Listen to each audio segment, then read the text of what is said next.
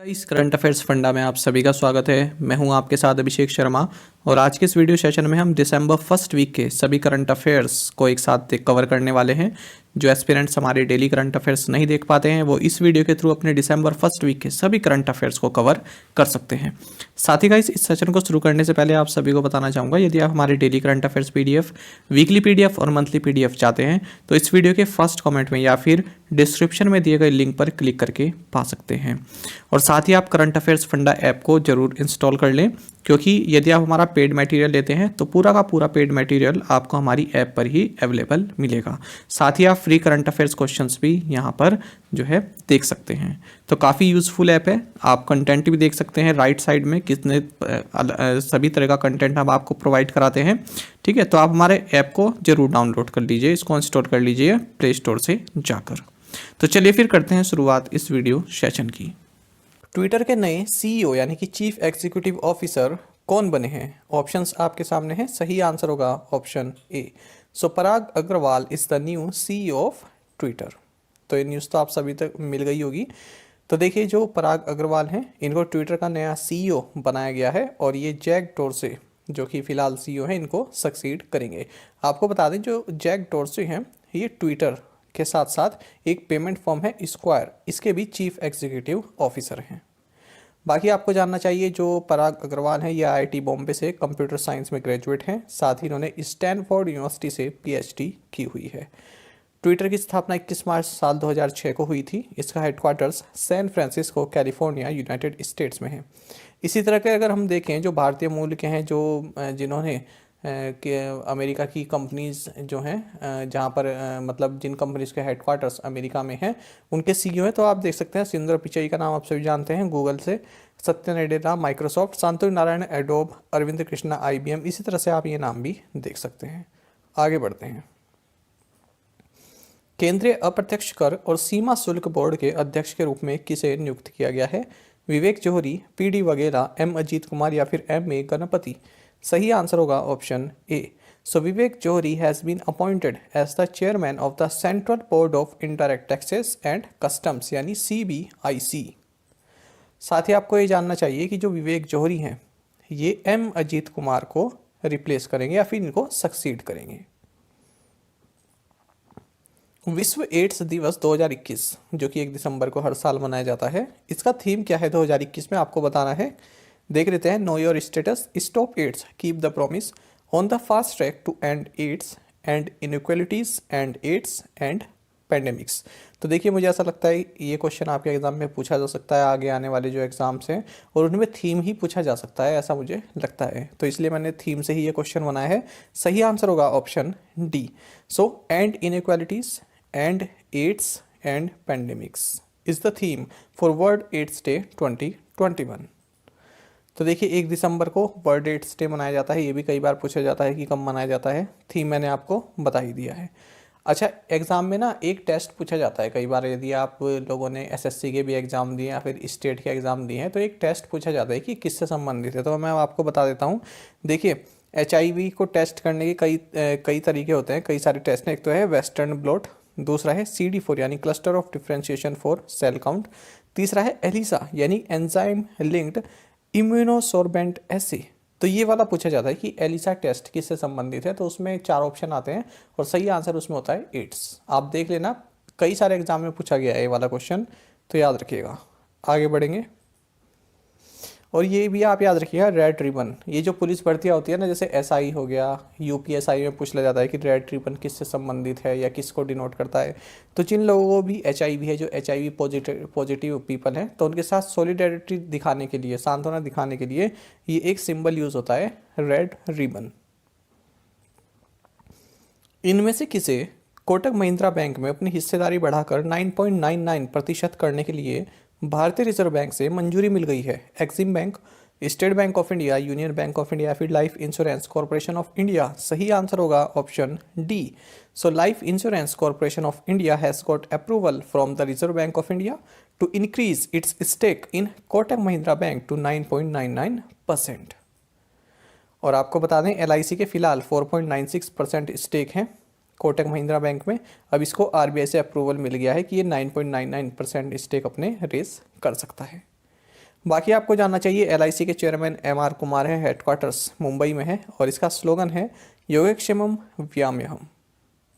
अच्छा, एलआईसी संबंधित हमने जो हाल ही में करंट अफेयर्स पढ़े उनको भी देख लेते हैं। एलआईसी ने अपने डेवलपमेंट ऑफिसर्स के लिए प्रगति ऐप लॉन्च की है।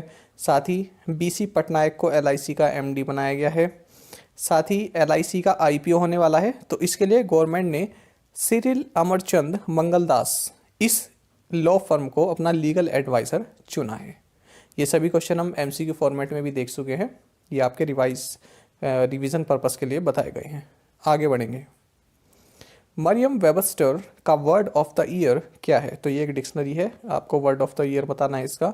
एनएफटी, वैक्स, वैक्सीन या फिर मेटावर्स। सही आंसर है option C. So vaccine is the word of the year of Merriam Webster. ठीक है, बाकी आपको अच्छा एक चीज़ जानी चाहिए, वैक्सीन जो है ये लैटिन वर्ड वैक्सीना या फिर आप वैक्सीनस या वैक्का इससे बना है। ठीक है, और इसका मतलब क्या होता है? काव से संबंधित। ये जो लैटिन वर्ड है ना वैक्सीनस, ये सब काव से संबंधित हैं। देखिए यहाँ पर लिखा भी है द लैटिन फॉर काव इज वैक्का। तो काव को जो लैटिन में बोलते हैं वैक्का बोलते हैं, तो इसी से ये वैक्सीन शब्द बना हुआ है। हाल ही में शायद ईपीएफओ का एग्ज़ाम जो हुआ था ना, उसमें ये क्वेश्चन पूछा गया था कि जो वैक्सीन है ये किस ये लैटिन शब्द से डराई हुआ है, तो उसका मतलब क्या है? तो उसमें ऑप्शन में था काव, काव था, और पीकॉक ऑप्शन में था। 2-3 ऑप्शन थे, जो 4 ऑप्शन आते हैं, तो उसमें काव भी था, तो सही आंसर काव होना। तो इस तरह से भी देखिए थोड़ा डीप क्वेश्चन पूछ लिया जाता है, इसलिए मैंने आपको बता दिया कि काव से संबंधित है ये। और हाल ही में हमने पढ़ा कि कॉलिंस डिक्शनरी ने अपना word of the year NFT चुना है, और जो ऑक्सफोर्ड यूनिवर्सिटी है इसने अपना वर्ड ऑफ द ईयर चुना है वैक्स, यानी वही वैक्सीनेशन, जो वैक्सीन है उसका short form vax. NDTV the week के पत्रकारों को अंतर्राष्ट्रीय प्रेस संस्थान पुरस्कार से सम्मानित किया गया। आपको बताना है कि जो ये अंतर्राष्ट्रीय प्रेस संस्थान है यानी आईपीआई, इसका मुख्यालय कहाँ पर है? पेरिस, वियना, लंदन या फिर न्यूयॉर्क। सही आंसर है option B. NDTV the week journalists have been honoured with international press institute award. The headquarters of the IPI is situated in Vienna, Austria. तो देखिए एनडीटीवी के पत्रकार श्रीनिवासन जैन और मरियम अलावी, साथ ही द वीक के पत्रकार लक्ष्मी सुब्रमण्यम एंड भानु प्रकाश चंद्र, इन चारों को ही International press Institute India award for excellence in journalism 2021 मिला है। सबसे पहले अगर हम बात करें यहाँ पर एनडीटीवी की, तो देखिए जो एनडीटीवी के रिपोर्टर हैं श्रीनिवासन और मरियम अलावी, तो इन दोनों को इस रिपोर्ट पर मिला है। देखिए कोई मुस्लिम कम्युनिटी से जो व्यक्ति एक बिलोंग करता था, तो उस पर लव जिहाद का आरोप लगाया गया था कि उसने हिंदू लड़की से शादी कर ली है उत्तर प्रदेश में, और ये फोर्सिबल हुआ है, फोर्सिबल उसको कन्वर्ट कराया गया है, मुस्लिम बनाया गया है। तो इसके पीछे ये झूठ केस था, तो इसको इन्होंने खुलासा किया था। दूसरा, जो ये द वीक के पत्रकार हैं लक्ष्मी सुब्रमण्यम और भानु प्रकाश चंद्र, तो इन्होंने सीरिया और इराक में, आप जानते हैं कि युद्ध चलते ही रहते हैं, तो यहाँ पर जो इंडियंस हैं खास करके जो महिलाएं हैं, तो रिफ्यूजी कैंप्स में उनकी किस तरह की उनकी कंडीशन है, कैसी दयनीय उनकी दशा है, इस पर प्रकाश डाला था इन दोनों ने, लक्ष्मी सुब्रमण्यम और भानु प्रकाश चंद्र ने। बाकी आपको जानना चाहिए इसमें 1 लाख रुपये दिए जाते हैं कैश प्राइज। और इस किस कमेटी ने इनको सेलेक्ट किया है? ये एक कमेटी है जिसको हेड किया सुप्रीम कोर्ट के जज, फॉर्मर सुप्रीम कोर्ट जज मदन बी लोकुर ने। बाकी आपको जानना चाहिए इंडियन एक्सप्रेस की जो जर्नलिस्ट हैं रितिका चोपड़ा, इनको एक्सीलेंस इन जर्नलिज्म अवार्ड 2020 दिया गया है। इन्होंने इलेक्शन कमीशन ऑफ इंडिया के बारे में जो है अपनी रिपोर्ट दी थी, इनके अंदर जो आपसी कुछ मनमुटाव था उसके लिए। बाकी आपको जानना चाहिए इंटरनेशनल प्रेस इंस्टीट्यूट का हेडक्वार्टर्स वियना, ऑस्ट्रिया में है। इसकी स्थापना 1950 में हुई थी। भारत अंतर्राष्ट्रीय विज्ञान महोत्सव के 7वें संस्करण की मेजबानी कौन सा राज्य करेगा? गोवा, केरला, गुजरात या फिर वेस्ट बंगाल। सही आंसर है option A. So Goa will host the 7th edition of the India international science festival IISF।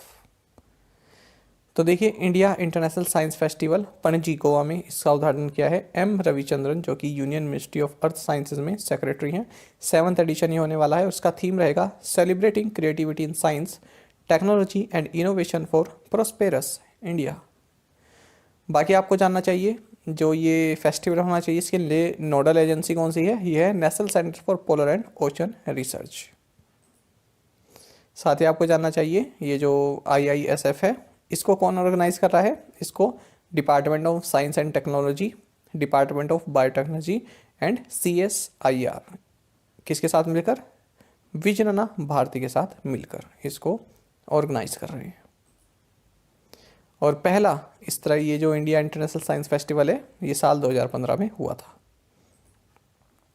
किस बैंक ने पुनर्नवीनीकरण PVC प्लास्टिक से बना भारत का पहला क्रेडिट कार्ड लॉन्च किया है? Axis bank, ICICI bank, city bank या फिर HSBC बैंक इंडिया? सही आंसर होगा option D. So HSBC bank India launched India's first credit card made from recycled PVC plastic.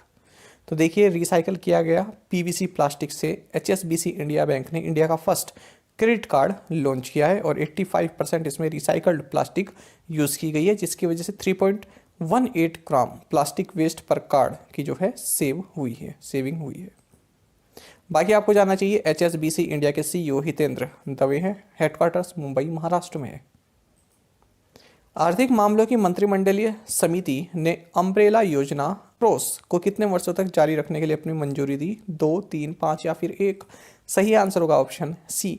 The cabinet committee on economic affairs gave its approval for continuation of the umbrella scheme ACROSS for 5 years। तो आप यहाँ पर देख सकते हैं weather, climate and ocean forecast से संबंधित ये स्कीम है अक्रॉस। क्या फुल फॉर्म है? Atmosphere and climate research modelling observing system and services ACROSS. तो cabinet committee on economic affairs जिसकी अध्यक्षता प्राइम मिनिस्टर नरेंद्र मोदी करते हैं, तो इन्होंने इस स्कीम को 5 साल तक और चलाने के लिए मंजूरी दे दी है। किसके द्वारा इंप्लीमेंट की जा रही है? मिनिस्ट्री ऑफ अर्थ साइंसेज के द्वारा इंप्लीमेंट की जा रही है स्कीम। निम्नलिखित में से कौन विश्व का सबसे नया गणराज्य बन गया है? सही आंसर होगा option B. So Barbados has become the world's newest republic. पहले भी हमने इससे संबंधित MCQ किया था। देखिए बारबाडोस जो है वर्ल्ड का न्यूएस्ट रिपब्लिक बन गया है और पिछले 400 सालों से ये कॉलोनियल उसमें आता था, बॉन्ड में आता था। तो देखिए क्वीन एलिजाबेथ सेकंड अब ये इस आइलैंड नेशन की हेड नहीं रहेंगी, अब तक यही हेड थी इसकी बारबाडोस की।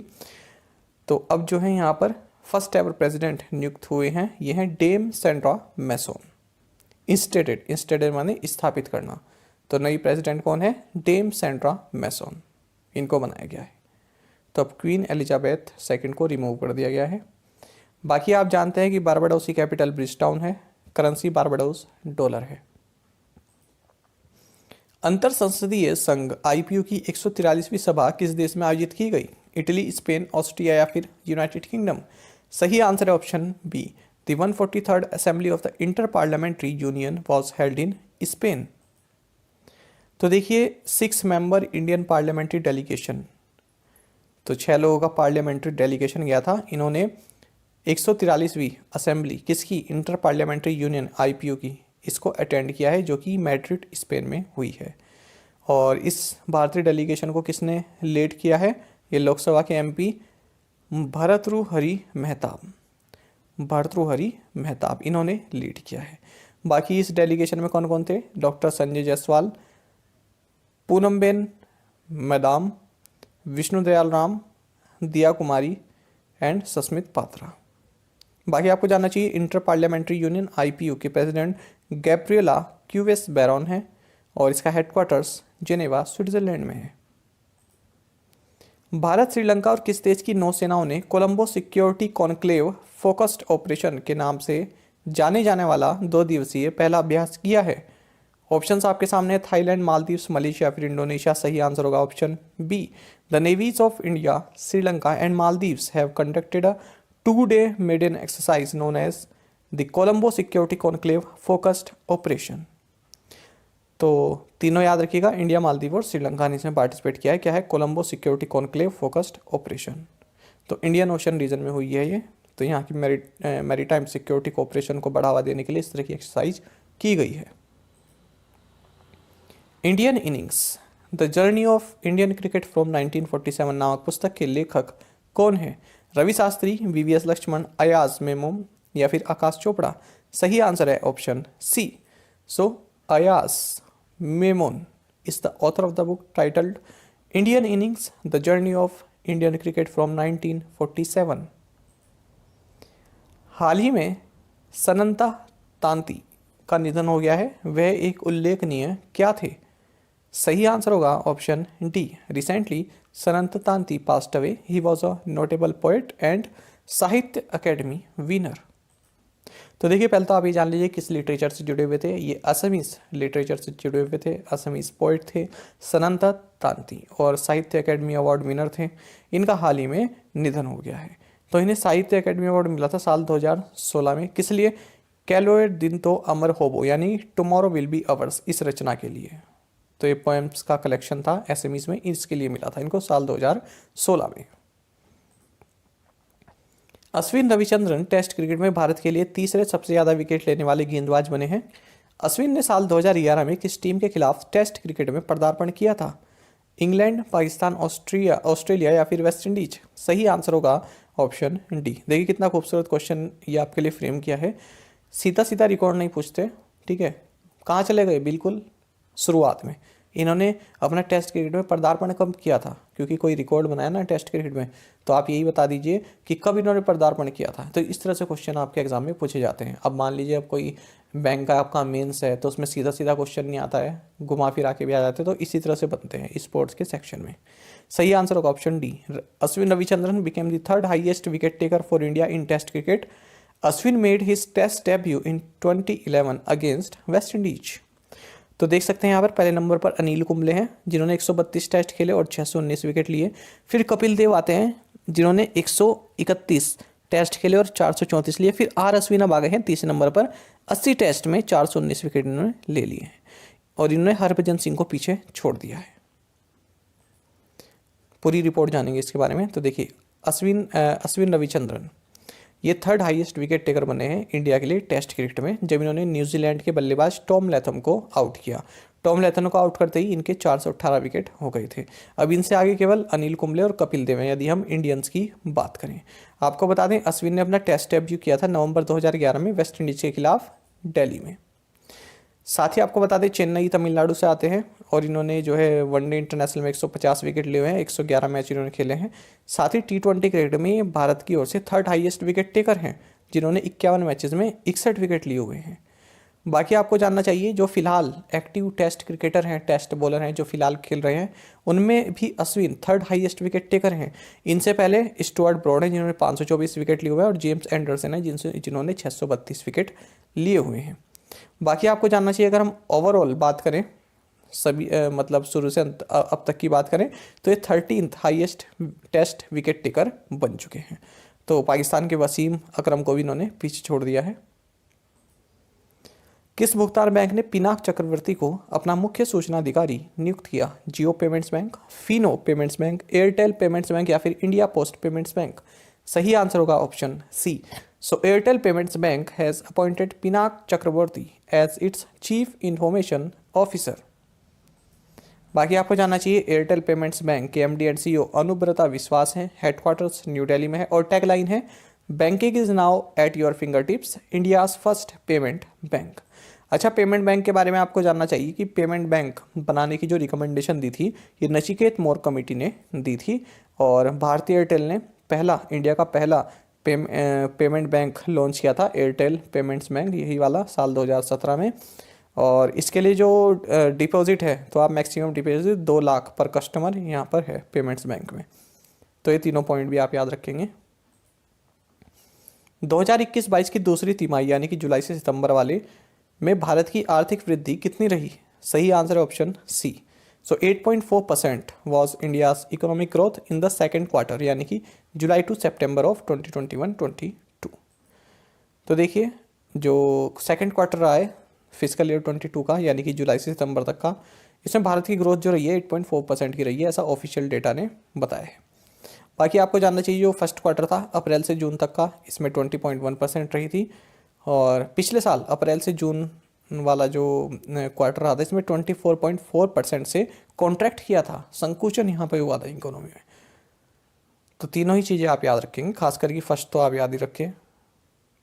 किस राज्य की पुलिस ने call your cop mobile app launch किया है? आसाम, मणिपुर, नागालैंड या फिर मेघालय? सही आंसर होगा option C. So Nagaland police launch the call your cop mobile app. Cop मतलब पुलिस ही होता है। तो देखिए नागालैंड के जो भी सिटीजन्स हैं जो किसी डिस्ट्रेस में हैं या फिर किसी प्रकार की समस्या है तो सीधे वो इस ऐप के जरिए पुलिस से संपर्क कर सकते हैं। Call your cop mobile app. बाकी आपको जानना चाहिए नागालैंड के बारे में। यहाँ की कैपिटल कोहिमा है। गवर्नर फिलहाल जगदीश मुखी हैं। ये एडिशनल चार्ज यहाँ पर निभा रहे हैं क्योंकि ये आसाम के परमानेंट गवर्नर हैं। चीफ मिनिस्टर नेपियो रियो है नागालैंड के। साथ ही आपको जानना चाहिए 1 दिसंबर 1963 को नागालैंड 16वां राज्य भारत का बना था। और यहाँ पर हॉर्नबिल फेस्टिवल काफ़ी फेमस है। कई बार अलग अलग एग्ज़ाम में पूछा भी जाता है हॉर्नबिल फेस्टिवल। तो अमूमन ये 1 से 10 दिसंबर के बीच में मनाया जाता है और इसको फेस्टिवल ऑफ फेस्टिवल्स भी कहा जाता है। कई बार क्वेश्चन पूछ लेते हैं कि किस फेस्टिवल को फेस्टिवल ऑफ फेस्टिवल्स कहते हैं, तो आंसर होगा हॉर्नबिल फेस्टिवल। बाकी यहाँ की कुछ ट्राइब्स हैं जो एग्ज़ाम में पूछ ली जाती हैं। अंगामी और ओ, अंगामी और ओ, ये दोनों ट्राइब्स पूछ ली जाती हैं एग्ज़ाम में, याद रखिएगा।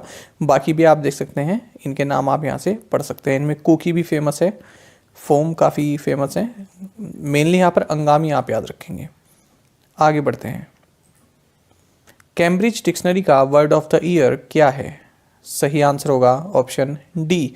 सो perseverance is the Cambridge dictionaries word of the year. देखिए परसिवरेंस बहुत प्यारा शब्द है और कहीं ना कहीं आपकी ज़िंदगी से भी जुड़ा हुआ है। देखिए आप लोग भी कई टाइम से, कुछ लोग ऐसे होंगे जो कई 2-3 साल से एग्ज़ाम की तैयारी कर रहे हैं, हो सकता है 4 साल से कर रहे हो, तो वो लगे हुए हैं अपने एफर्ट में। उसको बोलते हैं परसिवरेंस। यानी कि कई सारी डिफ़िकल्टी आने के बाद, समस्याएं आने के बाद जब आप अपने लक्ष्य के लिए लड़ते रहें, ठीक है, उसके लिए मेहनत करते रहें, उसको बोलते हैं परसिवरेंस। तो वही आप लोग जो है शो कर रहे हैं। बाकी हमने अभी तक पढ़ा है कि मेरियम वेबस्टर ने वैक्सीन को अपना 2021 वर्ड ऑफ द ईयर चुना है और कॉलिंस डिक्शनरी ने एनएफटी को वर्ड ऑफ द ईयर चुना है। साथ ही जो ऑक्सफोर्ड डिक्शनरी है इसने वैक्स को अपना वर्ड ऑफ द ईयर 2021 चुना है। मैगडेलेना एंडरसन को किस देश की पहली प्रधानमंत्री के रूप में फिर से नियुक्त किया गया? नॉर्वे, फिनलैंड, स्वीडन या फिर डेनमार्क? सही आंसर है option C. So Magdalena Andersson has been reappointed as the first prime minister, first women prime minister of Sweden. First female भी आएगा यहाँ पर, फर्स्ट फीमेल। देखिए पहले ये जब अपॉइंट की गई थी तो उसी के कुछ घंटे बाद इन्हें रेजिग्नेशन देना पड़ा था, और क्योंकि इनके पास बहुमत नहीं था, फिर से अब इनके पास बहुमत आ गया है। तो मैगडेलेना एंडरसन ये जो है स्वीडन की फर्स्ट फीमेल प्राइम मिनिस्टर बन गई हैं। किस पार्टी से हैं? सोशल डेमोक्रेटिक पार्टी से हैं। ये सोशल डेमोक्रेटिक पार्टी से हैं। बाकी आपको जानना चाहिए स्वीडन की कैपिटल स्टॉकहोम है और करेंसी है स्वीडिश क्रोना। तो ये है यहाँ पर स्वीडन। भारतीय रिजर्व बैंक ने यूनियन बैंक ऑफ इंडिया पर कितनी राशि का मौद्रिक जुर्माना लगाया, यानी कि मॉनेटरी पेनल्टी लगाई है? सही आंसर है option A. The Reserve Bank of India has imposed a monetary penalty of ₹1 crore on union Bank of India. तो देखिए कुछ फ्रॉड क्लासिफिकेशन से रिलेटेड और स्ट्रेस्ड एसेट्स से रिलेटेड कुछ डायरेक्शंस को यहाँ पर फॉलो नहीं किया है यूनियन बैंक ऑफ इंडिया ने, तो इसलिए आरबीआई ने 1 करोड़ रुपीस का जुर्माना इस पर लगाया है। बाकी आप जानते हैं यूनियन बैंक ऑफ इंडिया के MD and CEO Rajkiran Rai ji हैं। हेडक्वार्टर्स मुंबई में है। टैगलाइन है good people to bank with. हाल ही में हमने काफ़ी महत्वपूर्ण current affairs Union Bank of India से संबंधित पढ़ा था कि कैप्री ग्लोबल, ये एक एनबीएफसी है, इसने यूनियन बैंक ऑफ इंडिया के साथ मिलकर एक को लैंडिंग पार्टनरशिप की है। किसके लिए? एमएसएमई के लिए। एमएसएमई को ये दोनों ही मिलकर लोन प्रोवाइड कराएंगे। गोवा में भारतीय अंतर्राष्ट्रीय फिल्म महोत्सव के 52वें संस्करण के समापन समारोह में किस फिल्म को प्रतिष्ठित गोल्डन पीकॉक पुरस्कार मिला है? ऑप्शंस आपके सामने हैं। Godavari, the first fallen, ring wandering या फिर saving one who is dead. सही आंसर है option C. So film ring wandering bagged the coveted Golden Peacock Award at the closing ceremony of the 52nd edition of the International Film Festival of India in Goa। पहले तो आपको ये जानना चाहिए कि 52वां addition है international film festival of India, और कहाँ पर हुआ है? गोवा में है। तो देखिए जापान के डायरेक्टर हैं मासाकाजू कनेको, तो इनकी मूवी है रिंग वॉन्डरिंग, इसको गोल्डन पीकॉक अवार्ड यहाँ पर दिया गया है। साथ ही आपको जानना चाहिए silver peacock for best director मिला है चेक रिपब्लिक की वेक्लेव कार्ड्रनका को, किसके लिए? Saving one who is dead इस मूवी के लिए। साथ ही silver peacock for best actor male ये मिला है जितेंद्र जोशी को निखिल महाजन की गोदावरी में अपनी परफॉर्मेंस के लिए। और silver peacock for best actor female मिला है एंजेला मोलिना को, किसके लिए? शार्लोट के लिए। साथ ही आपको जानना चाहिए जो एक गोदावरी है ना, इसको silver peacock for special jury award भी मिला है। और डायरेक्टर मैरी एलेसेंड्रिनी इनकी जाहोरी इसको best debut feature film award मिला है। साथ ही पहली बार ब्रिक्स फिल्म फेस्टिवल भी इसी के साथ में जो है गोवा में आयोजित किया गया। ठीक है, ब्रिक्स फिल्म फेस्टिवल भी गोवा में ही आयोजित किया गया इसी के साथ, जो international film festival of India है इसी के साथ। दास्ता उन्मूलन के लिए अंतर्राष्ट्रीय दिवस किस दिन मनाया जाता है? सही आंसर होगा option B, international day for the abolition of slavery is observed on 2 दिसंबर।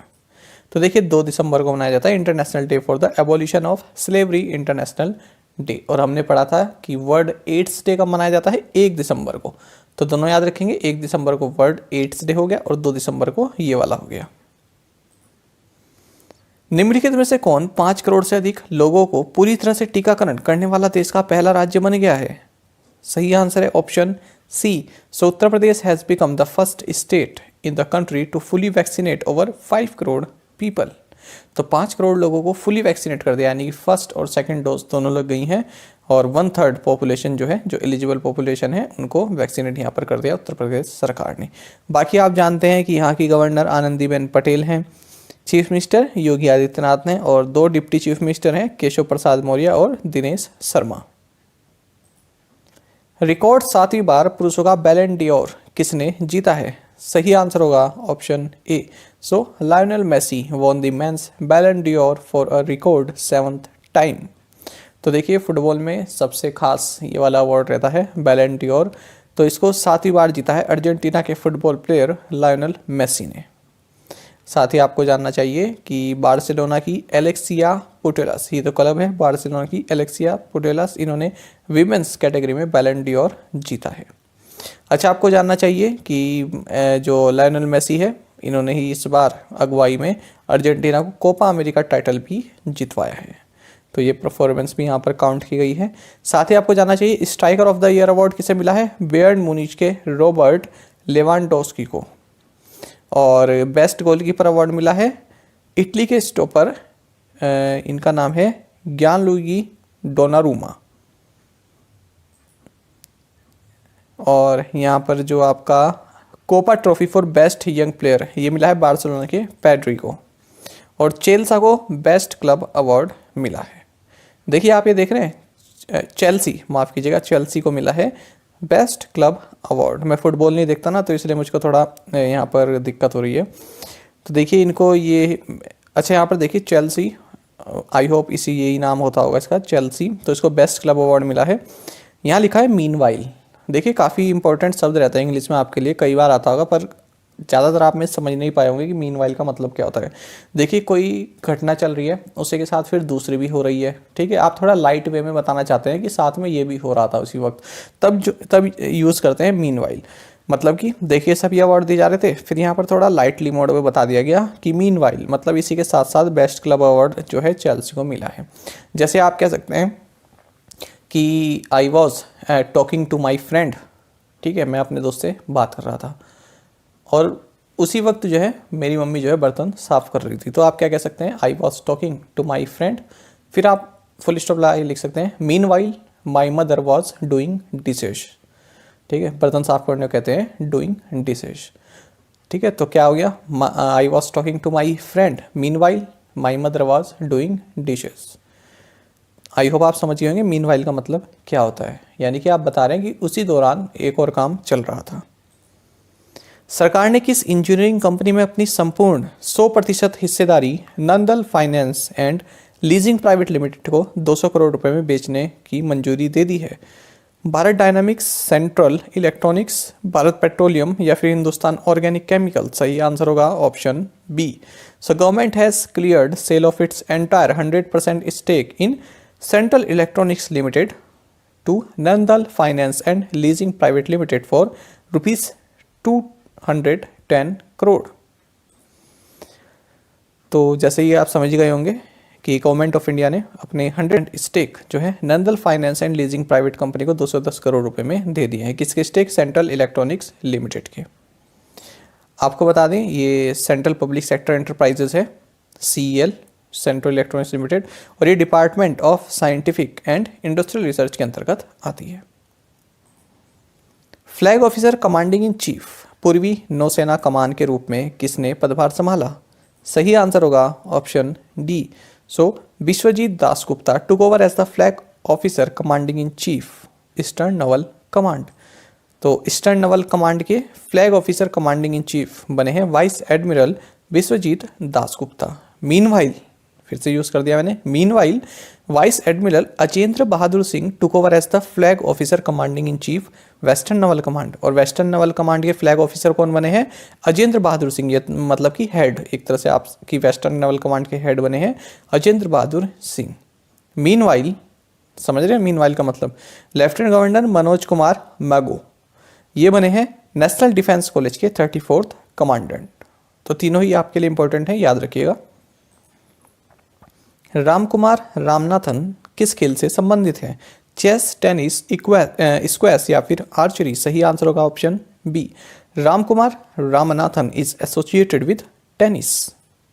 तो देखिए भारतीय टेनिस प्लेयर हैं रामकुमार रामनाथन और प्रो खेलते हैं ये। साथ ही आपको जानना चाहिए कि टेनिस में इन्होंने ATP चैलेंजर टूर ये जीता, इनका ये पहला सिंगल टाइटल जब से कि ये प्रो प्लेयर बने हैं। मनामा बहरीन में ये हुई है चैंपियनशिप और इन्होंने एवजेनी कार्लोव्स्की इनको हराया है। श्री वेनेला सीताराम शास्त्री का निधन हो गया, वह एक उल्लेखनीय क्या थे? तो ये एक उल्लेखनीय पोएट एंड लिरिसिस्ट थे। तो देखिए पद्मश्री भी इनको मिला हुआ था। श्री वेनेला सीताराम शास्त्री 66 साल की उम्र में इनकी मृत्यु हो गई है। और आपको जानना चाहिए ये इंडियन पोएट एंड लिरिसिस्ट थे और तेलुगु सिनेमा और तेलुगु थिएटर में इन्होंने काम किया है। तो ये इंपॉर्टेंट रहेगा, किस सिनेमा से जुड़े हुए थे? तेलुगु सिनेमा से ये जुड़े हुए थे। दूरसंचार विभाग और अंतर्राष्ट्रीय दूरसंचार संघ ने भारत ITU संयुक्त साइबर ड्रिल 2021 की शुरुआत की। आपको बताना है जो ये अंतर्राष्ट्रीय दूरसंचार संघ है ITU, इसका मुख्यालय कहाँ पर है? पेरिस, वियना, जेनेवा या फिर लंदन। सही आंसर होगा option C. The department of telecommunications and the international telecommunication union kicked off India ITU joint cyber drill 2021. The headquarters of ITU is located in Geneva, Switzerland. Kicked of का मतलब होता है start करना, ठीक है, किस चीज की शुरुआत, किक ऑफ। ठीक है, बाकी आपको मैंने बता ही दिया, वही है जो क्वेश्चन में वही यहाँ पर है। साइबर ड्रिल 2021 की शुरुआत की गई है ITU और डिपार्टमेंट ऑफ टेलीकम्युनिकेशन के द्वारा। बाकी आपको जानना चाहिए ITU की स्थापना 17 मई 1865 की है। देखिए काफ़ी पुराना ऑर्गेनाइजेशन है ये और इसके हेड हैं हॉलिन झाओ, हेडक्वार्टर है जिनेवा, स्विट्जरलैंड में। ग्रामीण विकास मंत्रालय ने स्वयं सहायता समूहों के लिए किस कंपनी के साथ एक समझौता ज्ञापन पर हस्ताक्षर किए हैं? पेटीएम, एमेजॉन या फिर फ्लिपकार्ट। सही आंसर होगा option C. Ministry of rural development has signed an MOU with Flipkart for self help groups. पूरी न्यूज जानेंगे किस लिए किया है। तो देखिए एक MOU साइन किया गया मिनिस्ट्री ऑफ रूरल डेवलपमेंट और फ्लिपकार्ट इंटरनेट प्राइवेट लिमिटेड के बीच में।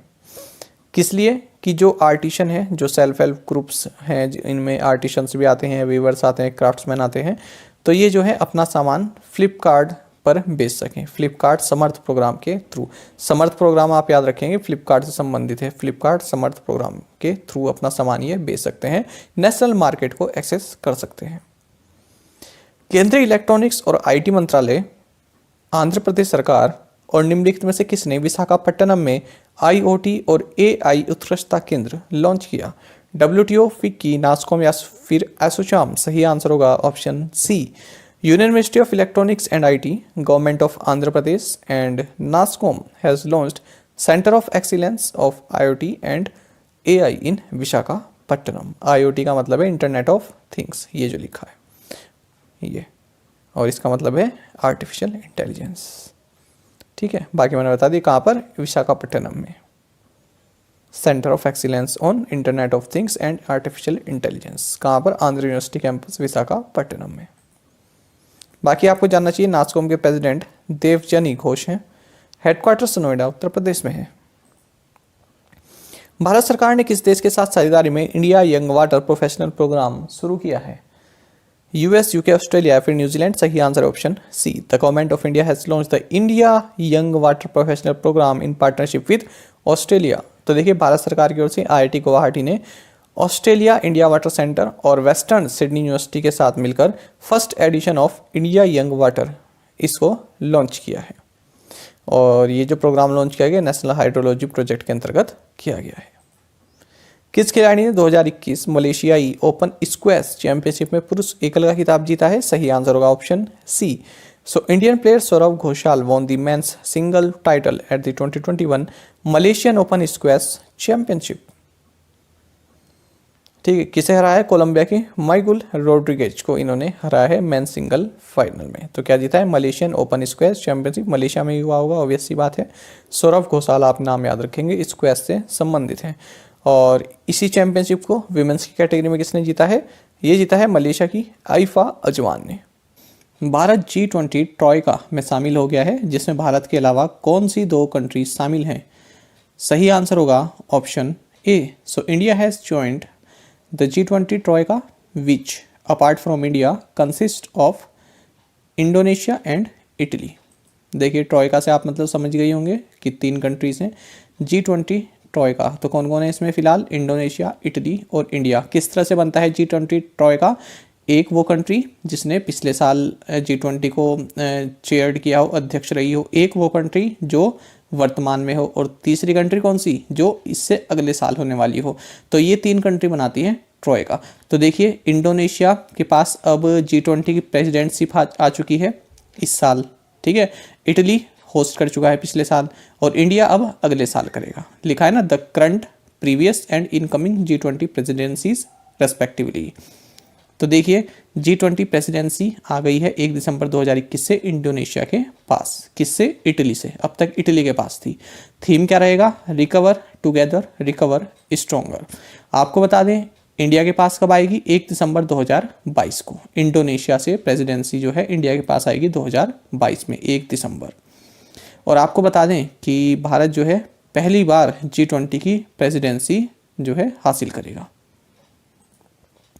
साथ ही आपको जानना चाहिए, G20 ग्रुप ऑफ 20 जो है ये इंटर गवर्नमेंटल फोरम है।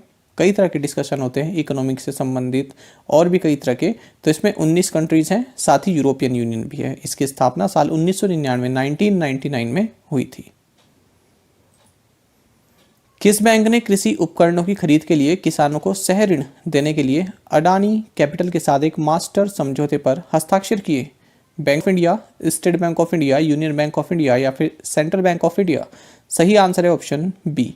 सो state bank of India has signed a master agreement with Adani Capital for co lending to farmers for purchase of farm implements.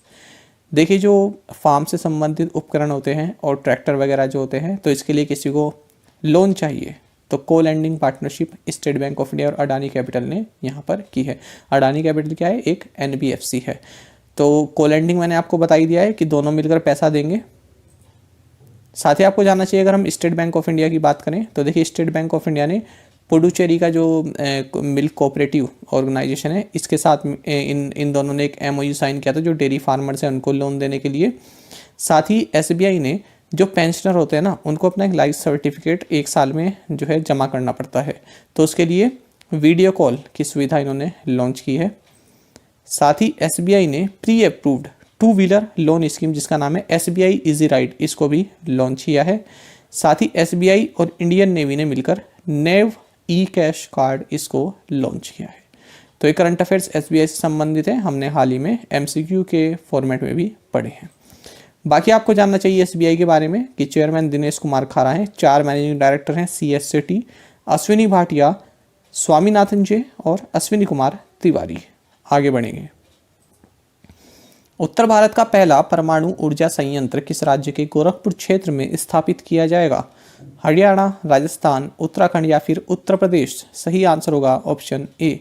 North India's first nuclear power plant will be set up in Gorakhpur area of Haryana. तो सही answer option A. और कहाँ पर आता है Gorakhpur area? Haryana के Gorakhpur area में जो है नॉर्थ इंडिया का पहला न्यूक्लियर पावर प्लांट सेटअप किया जाएगा। नेशनल कैपिटल दिल्ली से ये 150 किलोमीटर्स की दूरी पर है। और इसी के साथ 2024 तक 9 न्यूक्लियर रिएक्टर्स जो हैं भारत में हो जाएंगे। आईआईटी मद्रास इंक्यूबेटेड स्टार्टअप गोवी ने किस महिला क्रिकेटर को अपना ब्रांड एम्बेसडर बनाया है? एकता बिष्ट, मिथाली राज, स्मृति मंदाना या फिर हरमनप्रीत कौर। सही आंसर है option C. IIT Madras incubated startup Govi has roped in Smriti Mandhana as its brand ambassador. देखिए, तो आईआईटी मद्रास का एक स्टार्टअप है, इंक्यूबेटर है गोवी, तो इसने इंडियन वीमेंस क्रिकेटर स्मृति मंदाना को अपना ब्रांड एम्बेसडर बनाया है। आपको बता दें गोवी क्या करता है, ये जो है प्रोग्रामिंग स्किल्स हो गया, टेक्निकल नॉलेज जो हो गया, ये देता है जो एस्पायरिंग इंडिविजुअल्स हैं, जो ये सब स्किल्स सीखना चाहते हैं, उन्हीं की लैंग्वेज में। लिखा है ना, वर्नाक्यूलर एडटेक स्टार्टअप है, इंडिया का फर्स्ट वर्नाक्यूलर एडटेक स्टार्टअप है, यानी कि जो लैंग्वेज आप जानते हैं उसी लैंग्वेज में आपको ये स्किल प्रोवाइड कराता है। किस राज्य ने बॉलीवुड अभिनेता संजय दत्त को ब्रांड एम्बेसडर के रूप में साइन किया? उड़ीसा, झारखंड, मध्य प्रदेश या फिर अरुणाचल प्रदेश। सही आंसर होगा option D. So Arunachal Pradesh has signed Bollywood actor Sanjay Dutt as the brand ambassador. तो देखिए, अरुणाचल प्रदेश ने 2 ब्रांड एम्बेसडर बनाए हैं, माफ कीजिएगा, एक ब्रांड एम्बेसडर और एक ब्रांड एडवाइजर। तो ब्रांड एम्बेसडर बनाया है एक्टर संजय दत्त को और ब्रांड एडवाइजर बनाया है राहुल मित्रा को। तो देखिए, यहाँ पर गोल्डन जुबली अपनी मनाएगा अरुणाचल प्रदेश, यानी कि 50th एनिवर्सरी मनाएगा अपने राज्य को बने हुए। यहाँ जानेंगे हम। अरुणाचल प्रदेश की कैपिटल ईटानगर है, गवर्नर है BD मिश्रा, चीफ मिनिस्टर हैं पेमा खांडू। आपको जानना चाहिए अरुणाचल प्रदेश को डॉन लिट माउंटेन्स के नाम से भी जाना जाता है, ये क्वेश्चन SSC में पूछा जा चुका है। अब देखिए, यहाँ पर आपको ये जानना चाहिए, एक क्वेश्चन ये भी पूछा जाता है कि किस राज्य को पहले नॉर्थ ईस्ट फ्रंटियर एजेंसी के नाम से जाना जाता था? तो आंसर होगा अरुणाचल प्रदेश। ये रेलवे में पूछा जा चुका है और जो स्टेट के एग्जाम होते हैं उनमें भी पूछा जा चुका है। साथ ही आपको बता दें, ये स्टेट कब बना था? 20 फरवरी 1987, 20 फरवरी 1987 को। ठीक है, तो अब साल 2022 में ये अपनी 50th एनिवर्सरी मनाएगा, यानी कि गोल्डन जुबली मनाएगा। इसी के लिए संजय दत्त को ब्रांड एम्बेसडर बनाया गया है। निम्नलिखित में से किसे कमला देवी चट्टोपाध्याय NIF पुस्तक पुरस्कार 2021 से सम्मानित किया गया है? सही आंसर होगा option B. So Dinyar Patel has been awarded the Kamala Devi Chattopadhyay NIF book prize 2021। जानेंगे इनके बारे में। तो देखिए, न्यू इंडिया फाउंडेशन ने जो है कमला Devi Chattopadhyay NIF book prize 2021 के विनर का नाम घोषित कर दिया है और ये हैं दिनयार पटेल। तो इनकी एक पुस्तक है Naoroji pioneer of Indian nationalism, Harvard University press द्वारा ये प्रिंट की गई है। तो इसके लिए इनको ये कमला Devi Chattopadhyay NIF book prize 2021 दिया गया है और इसमें कैश अवार्ड मिलता है 15 लाख रुपए का। डॉक्टर MS स्वामीनाथन पुरस्कार के लिए किसे चुना गया? K Sivan, अमर काम्बोज, V प्रवीण राव या फिर जयशंकर रेड्डी। सही आंसर होगा option C. So V Praveen Rao has been selected for doctor MS Swaminathan award. जानेंगे इसके बारे में। तो देखिए, V प्रवीण राव कौन है? ये professor Jaishankar Telangana state agricultural university के वाइस चांसलर हैं। तो इनको डॉक्टर MS स्वामीनाथन अवार्ड दिया गया है 2017 से 2019 पीरियड के लिए। और आपको बता दें, ये जो अवार्ड है ये बाइनियल नेशनल अवार्ड है, यानी कि 2 साल में एक बार दिया जाता है। और retired ICAR employees association and Nuziveedu seeds limited द्वारा इस अवार्ड को कॉन्स्टिट्यूट किया गया है और इसमें 2 लाख रुपए दिए जाते हैं। ऑल इंडिया रेडियो द्वारा युवाओं के लिए कौन सा कार्यक्रम शुरू किया गया है? ऑप्शंस आपके सामने है, AIR NXT, AIR IND, AIR TXT या फिर AIR YTH। सही आंसर होगा option A. So a new programme called AIR next या फिर NXT has been launched by the all India radio for youngster. देखिए, आप सभी जानते हैं कि भारत आज़ादी का अमृत महोत्सव मना रहा है। तो 28 नवंबर से ऑल इंडिया रेडियो ने अगले 52 वीक्स के लिए, 52 वीक्स के लिए, 52 हफ्तों के लिए एक प्रोग्राम लॉन्च किया है AIR NXT, जिसमें कि जो यूनिवर्सिटी के स्टूडेंट्स हैं या फिर स्कूल के या कॉलेजेस के स्टूडेंट्स हैं वो अपनी प्रतिभा यहाँ पर दिखा सकते हैं। बाकी आपको जानना चाहिए, ऑल इंडिया रेडियो, इसको ऑफिशियली आकाशवाणी के नाम से जानते हैं हम 1957 से, 1957 से, और इसकी स्थापना साल 1936 में हुई थी। आप सभी जानते हैं कि नेशनल पब्लिक रेडियो ब्रॉडकास्टर है और प्रसार भारती का एक डिवीजन है, एक अंग है। बाकी आपको जानना चाहिए ऑल इंडिया रेडियो के डायरेक्टर जनरल हैं एन वेणुधर रेड्डी। तो जुलाई की अपॉइंटमेंट है, ये इंपॉर्टेंट है आपके आने वाले एग्जाम के लिए। ऑल इंडिया रेडियो के डायरेक्टर जनरल हैं N Venudhar Reddy.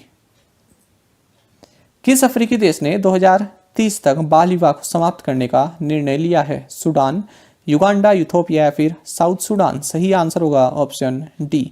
So African country South Sudan has decided to end child marriage by 2030।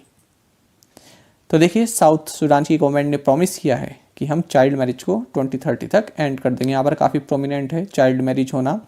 और अगर आप इमेज देखेंगे ना child marriage in south Sudan, तो आपको देखेंगे छोटे छोटे बच्चों के जो है अपने अपने बच्चे हैं छोटे छोटे, तो देखकर काफ़ी दयनीय दशा है।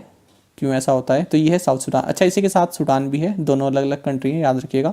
साउथ सूडान की बात करें तो कैपिटल जूबा है, करेंसी है साउथ सूडानीज पाउंड, और जो ये सूडान है इसे कैपिटल क्या है? खार्टूम। तो याद रखेंगे दोनों में अंतर है, और करेंसी तो वही है सूडानीज पाउंड। के शिवशंकर का निधन हो गया है, वह एक उल्लेखनीय क्या थे? तो ये एक उल्लेखनीय कोरियोग्राफर एंड एक्टर थे। जानेंगे इनके बारे में।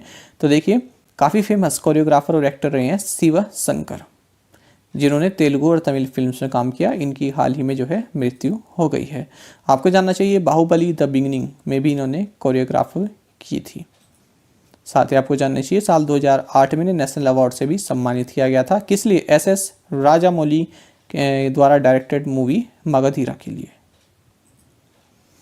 किन दो देशों ने बंगाली खाड़ी में वार्षिक cooperation afloat readiness and training यानी कि CARAT कैरेट समुद्री अभ्यास शुरू किया? China and Russia, India and Maldives, US and Bangladesh, Sri Lanka and south Korea? सही आंसर होगा option C. So United states and Bangladesh kicked of the annual cooperation afloat readiness and training यानी कि carat maritime exercise in the bay of Bengal. तो जानेंगे इसके बारे में। तो देखिए पहले तो आप याद रखिए CARAT कैरेट फुल फॉर्म क्या है? Cooperation afloat readiness and training. CARAT maritime exercise की गई है बांग्लादेश नेवी और US मिलिट्री पर्सनल के बीच में। वर्चुअली भी की गई और इन पर्सन भी की गई बे ऑफ बंगाल में। निम्नलिखित में से किसने हरित ऊर्जा सहयोग के लिए ब्रह्मपुत्र घाटी उर्वरक निगम लिमिटेड के साथ समझौता ज्ञापन पर हस्ताक्षर किए हैं? SJVN, NTPC, IREDA या फिर पावर ग्रिड? सही आंसर होगा option C. So IREDA has signed MOU with Brahmaputra valley fertiliser corporation limited for green energy collaboration.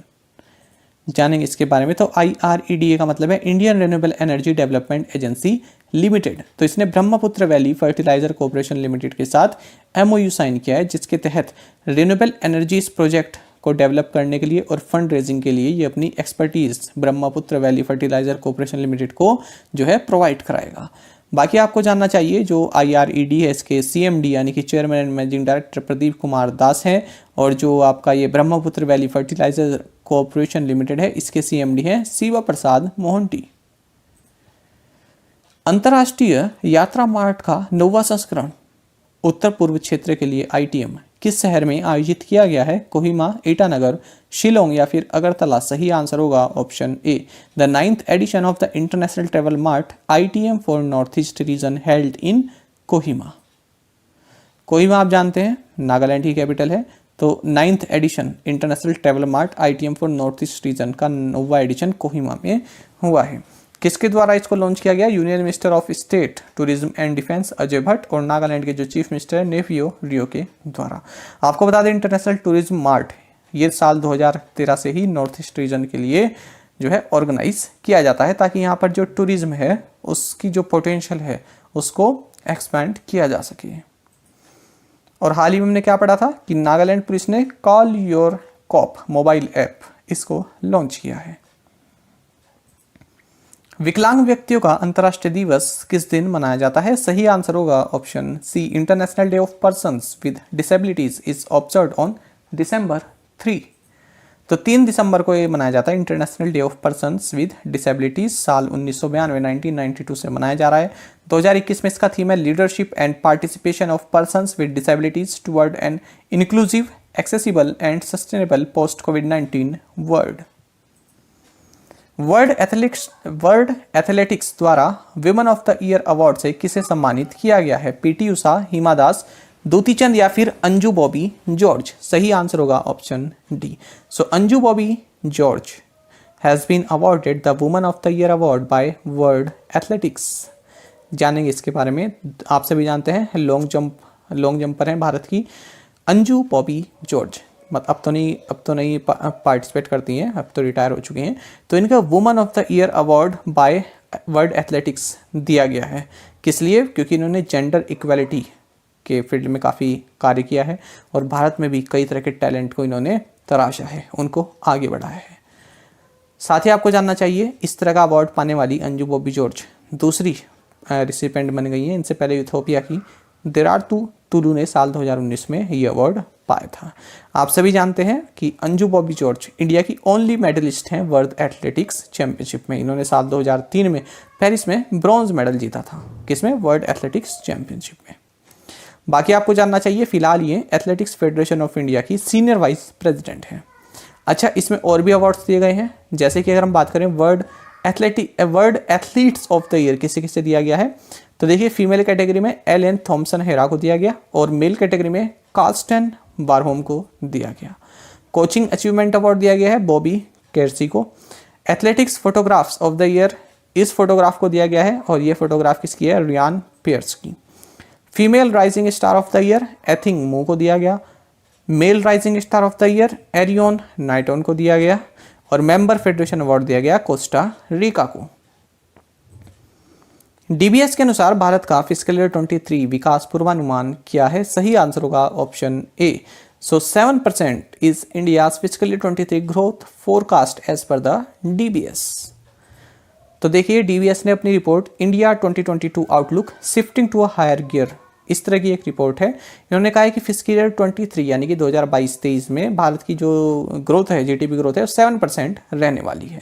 पहले उन्होंने 6% बताया था। साथ ही उन्होंने बताया जो फिलहाल चल रहा है फिस्कल ईयर 22 यानी कि 2021-22, इसमें 9.5% रहने की उम्मीद है। इंडिया रेटिंग्स एंड रिसर्च के अनुसार भारत का फिस्कल ईयर 22 विकास पूर्वानुमान क्या है? 7.6%, 8.3%, 9.4% या फिर 10.1%? सही आंसर होगा option C. So 9.4% is India's fiscal year 22 growth forecast as per the India ratings and research. तो फिस्कल ईयर 22 में 9.4% रहेगा और जो फिस्कल ईयर 22 यही जो चल रहा है इसका सेकेंड क्वार्टर में 8.3% रहेगा। तो ये कहा है इंडिया रेटिंग्स एंड रिसर्च ने। किस कंपनी ने 6000 व्यक्तियों को प्रशिक्षित करने के लिए कौशल विकास और उद्यमिता मंत्रालय के साथ समझौता ज्ञापन पर हस्ताक्षर किए हैं? Paytm, Flipkart, Amazon? सही आंसर होगा option A. So Paytm has signed MOU with the ministry of skill development and entrepreneurship to train 6000 individuals. जानेंगे इसके बारे में। तो देखिए पेटीएम ने यहाँ पर डायरेक्टरेट ऑफ जनरल ट्रेनिंग जो कि ministry of skill development and entrepreneurship के अंतर्गत आता है, इसके साथ एक एमओयू साइन किया है 3 साल के लिए। क्या होगा इस एमओयू के तहत? ये 6000 इंडिविजुअल्स को जो है ट्रेनिंग देगा, स्किल डेवलपमेंट की ट्रेनिंग देगा, फिनटेक से संबंधित ट्रेनिंग देगा। बाकी आप जानते हैं पेटीएम के सीईओ विजय शेखर शर्मा है, हेडक्वार्टर्स नोएडा उत्तर प्रदेश में है। पेटीएम का मतलब क्या है? पे थ्रू मोबाइल, इसकी फुल फॉर्म है पे थ्रू मोबाइल। टैगलाइन है पेटीएम करो। हाल ही में हमने पढ़ा था कि पेटीएम ने जो है एक लैंडिंग स्टार्टअप है क्रेडिटमेट, इसको एक्वायर किया है। प्रधानमंत्री नरेंद्र मोदी ने इन्फिनिटी फोरम का उद्घाटन किया। इस फोरम के लिए पार्टनर देश कौन रहे हैं? ऑप्शंस आपके सामने हैं। सही आंसर होगा option D. Prime minister Narendra Modi inaugurated infinity forum. Indonesia, south Africa and United kingdom were the partner countries for this forum. जानेंगे इसके बारे में। देखिए इन्फिनिटी फोरम लॉन्च किया है प्राइम मिनिस्टर नरेंद्र मोदी ने, जो कि फिनटेक से संबंधित है, यानी फाइनेंशियल टेक्नोलॉजी से संबंधित है। फिनटेक का मतलब क्या होता है? बैंकिंग और फाइनेंशियल सर्विसेज प्रोवाइड कराने के लिए जब आप डिजिटल टेक्नोलॉजीज़ का सहारा लेते हैं उसको बोलते हैं फिनटेक। तो उसी से संबंधित कोलैबोरेट किया गया है यहाँ पर इन्फिनिटी फोरम में। बाकी आपको जानना चाहिए किसके द्वारा होस्ट किया गया? International financial services centre authority के द्वारा, और इसमें गिफ्ट सिटी भी मिली हुई है और ब्लूमबर्ग ने भी इसमें साथ दिया है।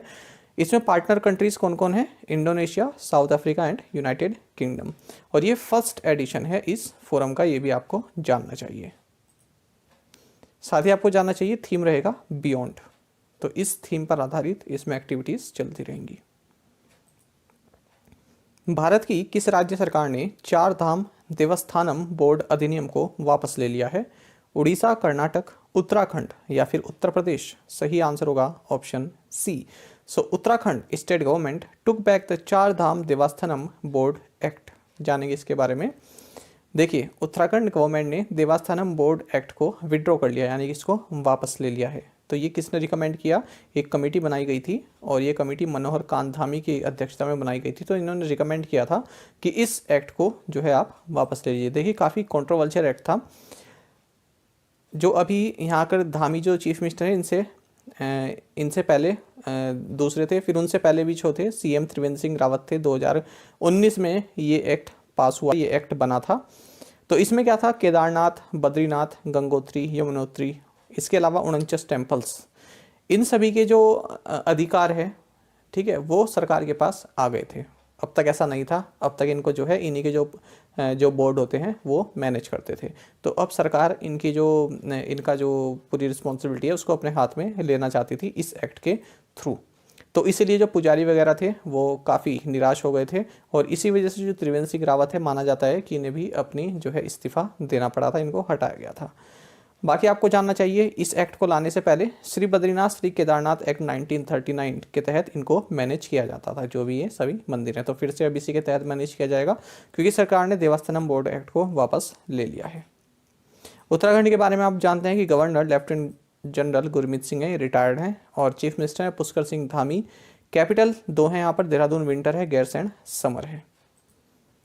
बाकी आपको जानना चाहिए, इंडिया का लार्जेस्ट ओपन एयर फर्नेरी ये रानीखेत में डेवलप हुआ है, यानी कि उत्तराखंड में। ये हमने एमसीक्यू फॉर्मेट में भी पढ़ा था।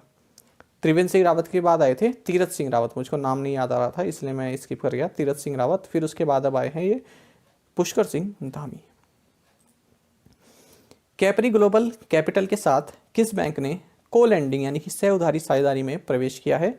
Bank of India, state bank of India, central bank of India, फिर पंजाब नेशनल बैंक? सही आंसर होगा option B. So state bank of India has entered into a co lending partnership with Capri Global Capital. तो देखिए, जो Capri Global Capital एक NBFC है, तो ये और एसबीआई दोनों मिलकर एमएसएमई सेक्टर को जो है लैंडिंग की सुविधा देंगे, यानी कि उनको लोन वगैरह जिसको भी चाहिए होगा, जो एमएसएमई सेक्टर से संबंधित बिजनेस हैं उनको प्रोवाइड कराएंगे। अच्छा, इसी तरह का हमने हाल ही में पढ़ा था कि कैपरी ग्लोबल ने यूनियन बैंक ऑफ इंडिया के साथ भी इसी तरह का को लेंडिंग एग्रीमेंट साइन किया है। तो दोनों ही बैंक के साथ किया है, ये आप याद रखिएगा। और एसबीआई के बारे में हमने हाल ही में पढ़ा था कि एसबीआई ने अडानी कैपिटल के साथ भी को लेंडिंग एग्रीमेंट साइन किया है। तो ये दोनों भी हम एमसीक्यू फॉर्मेट में पढ़ चुके हैं, आपके रिविजन पर्पज़ के लिए हम इस तरह से बताते रहते हैं। किस बैंक ने महिला मित्र प्लस बचत योजना की शुरुआत की? Yes bank, RBL bank, federal bank या फिर इंडसइंड बैंक?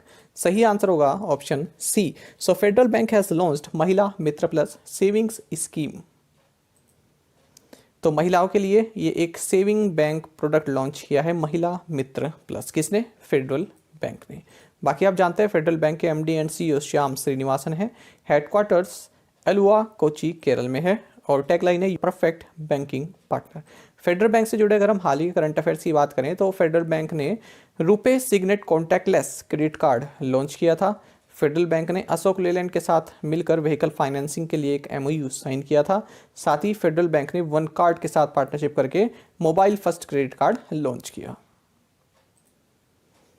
एग्रीवाइस फिनसर्व लिमिटेड ने कृषि ऋण वितरण के लिए किस बैंक के साथ सह ऋण समझौता किया है? Bank of India, state bank of India, central bank of India, फिर पंजाब नेशनल बैंक? सही आंसर होगा ऑप्शन सी।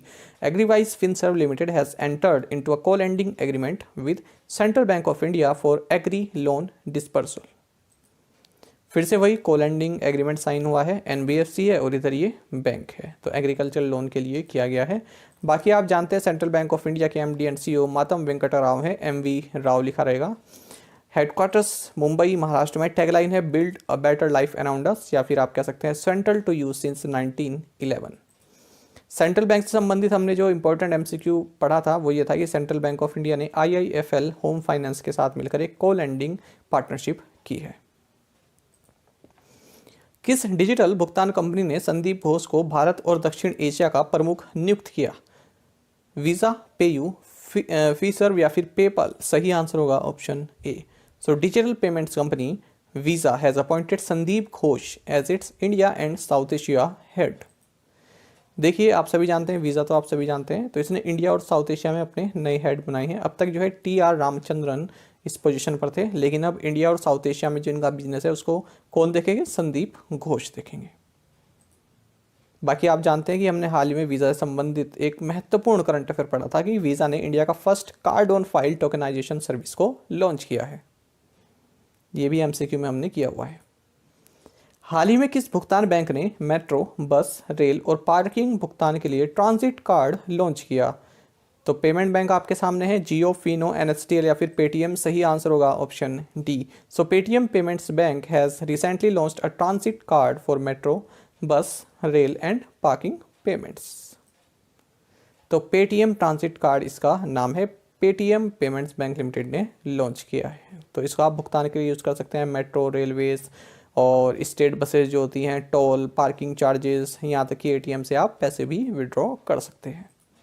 बाकी आप जानते हैं पेटीएम पेमेंट्स बैंक का हेडक्वार्टर्स नोएडा उत्तर प्रदेश में है। Tagline simplifying payments for India ये है। MD and CEO Satish Kumar Gupta हैं, पेमेंट्स बैंक की बात हो रही है, और चेयरमैन है विजय शेखर शर्मा। हाल ही में हमने पढ़ा था कि पेमेंट ने कार्ड टोकनाइजेशन इसको लॉन्च किया है ऑनलाइन ट्रांजैक्शंस के लिए। भारत ने नवंबर 2021 में गैर जीवाश्म ईंधन स्रोतों से कितने प्रतिशत स्थापित बिजली क्षमता का लक्ष्य हासिल कर लिया है? 10%, 20%, 22% या फिर 40%? सही आंसर होगा option D. India has achieved target of 40% installed electricity capacity from non fossil fuel sources in November 2021। देखिए, COP21 जब हुआ था तो उसमें नेशनली डिटरमाइंड कॉन्ट्रीब्यूशंस NDC, इसकी फुल फॉर्म आप याद रखिएगा, पूछ ली जाती है। तो इसमें भारत ने जो है एक कमिटमेंट किया था। भारत ने कहा था कि 2030 से जो हमारी टोटल इलेक्ट्रिसिटी है ना, जो हमारी इलेक्ट्रिसिटी जनरेट होती है, तो उसमें 40% इलेक्ट्रिसिटी हम नॉन फॉसिल सोर्सेज जो होते हैं, जैसे विंड हो गया, सोलर हो गया, बायोमास हो गया, इनसे हम जनरेट करेंगे। तो 2030 तक का लक्ष्य रखा था, लेकिन भारत जो है नवंबर 2021 में ही इसको प्राप्त कर चुका है। अच्छा, यहाँ पर आप इटसेल्फ देखिएगा, काफ़ी महत्वपूर्ण ये शब्द रहता है आपके लिए। The country has achieved this target in November 2021 itself. Itself का मतलब होता है ही। कभी कभी आप सोचते होंगे जब ट्रांसलेट करते हो कि ही का मतलब मैं कैसे लगाऊं, ठीक है, आई बात समझ में? तो ही को आप रिप्रेजेंट करेंगे इटसेल्फ से। भारत ने नवंबर 2021 में ही, तो ये मतलब होता है इटसेल्फ का। आप खुद से भी इसको सर्च कीजिएगा गूगल पर और खुद से सेंटेंस देखिएगा, काफ़ी अच्छा शब्द है। आप अगर डेली बोलना चाहते हैं इंग्लिश तो कई बार आप यूज़ करते हैं कि मैंने ही, उसने ही, ठीक है, तो इटसेल्फ काफ़ी सही शब्द है, ही इसका मतलब होता है यहाँ पर।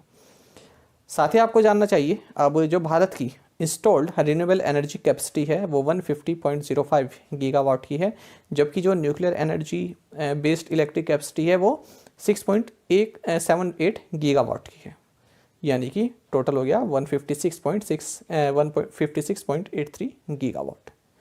साथ ही आपको ये जानना चाहिए, भारत ने अब टारगेट रखा है कि 2030 तक हम 500 गीगावाट की इंस्टॉल्ड इलेक्ट्रिसिटी कैपेसिटी जो है जनरेट करेंगे, जो कि नॉन फॉसिल फ्यूल सोर्सेज से आएगी। हाल ही में किस सोशल मीडिया प्लेटफॉर्म ने व्यक्तियों की सहमति के बिना उनकी तस्वीरें और वीडियो पोस्ट करने पर प्रतिबंध लगा दिया है? ट्विटर, लिंक्डइन, फेसबुक या फिर इंस्टाग्राम? सही आंसर होगा option A. So social media platform Twitter has recently band posting of images and videos of individuals without their consent. Consent मतलब सहमति, ठीक है। तो देखिए, ट्विटर के नए CEO बने हैं, इन्होंने अपनी प्राइवेट इन्फॉर्मेशन सेफ्टी पॉलिसी को भी थोड़ा अपडेट कर दिया है। अब कोई भी किसी व्यक्ति की बिना इजाज़त के उसकी फ़ोटो या फिर वीडियो अपलोड नहीं कर सकता। तो ट्विटर के जो CTO थे पराग अग्रवाल, अब वे नए CEO हैं। जैक डोर्से को इन्होंने रिप्लेस या सक्सीड किया है। भारत का फिस्कल ईयर 22 के लिए उसका राजकोषीय घाटा यानी फिस्कल डिफिसिट सकल घरेलू उत्पाद का कितना होगा? ऑप्शंस आपके सामने हैं, सही आंसर होगा option A. So India expects its fiscal deficit at 6.8% of GDP for इस फिस्कल ईयर 22। देखिए ये गवर्नमेंट ऑफ इंडिया की प्रेडिक्शन है, इसलिए इंपॉर्टेंट रहेगी आपके एग्जाम के लिए, खास करके बैंक एग्जाम के लिए जानेंगे इसके बारे में।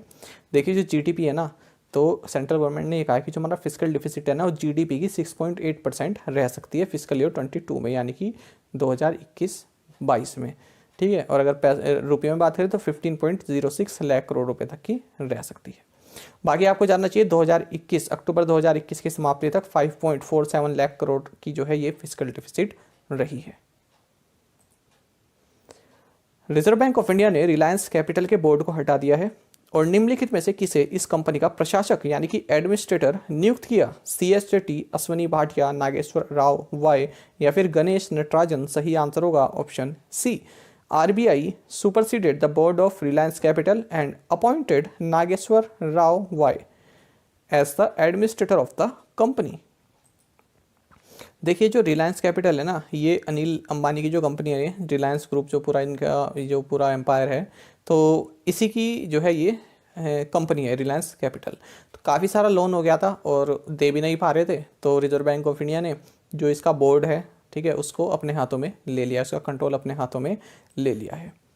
और किसको अपॉइंट किया है? एडमिनिस्ट्रेटर अब इसको अपॉइंट किया है नागेश्वर राव वाय को। ये कौन है? ये जो बैंक ऑफ महाराष्ट्र है, इसके फॉर्मर एग्जीक्यूटिव डायरेक्टर हैं। साथ ही आपको बता दें रिजर्व बैंक ऑफ इंडिया ने अब इसके लिए इंसॉल्वेंसी प्रोसीडिंग्स भी इसके खिलाफ शुरू कर दिया है, रिलायंस कैपिटल के खिलाफ। कहाँ पर? Mumbai bench of national company law tribunal में। इंसॉल्वेंसी और बैंकरप्सी दो टर्म होती हैं, आप जानते हैं, इंटरव्यू में पूछ लिया जाता है कि क्या अंतर होता है, तो मैं पहले ही बता चुका हूँ, फिर से बता देता हूँ एक बार। देखिए जब कोई कंपनी है या कोई व्यक्ति है, जब वो अपना डेट, अपना जो उसने लोन लिया है, उधार जो लिया है, वो वापस नहीं कर सकता, तो उस सिचुएशन को बोलते हैं इंसॉल्वेंसी।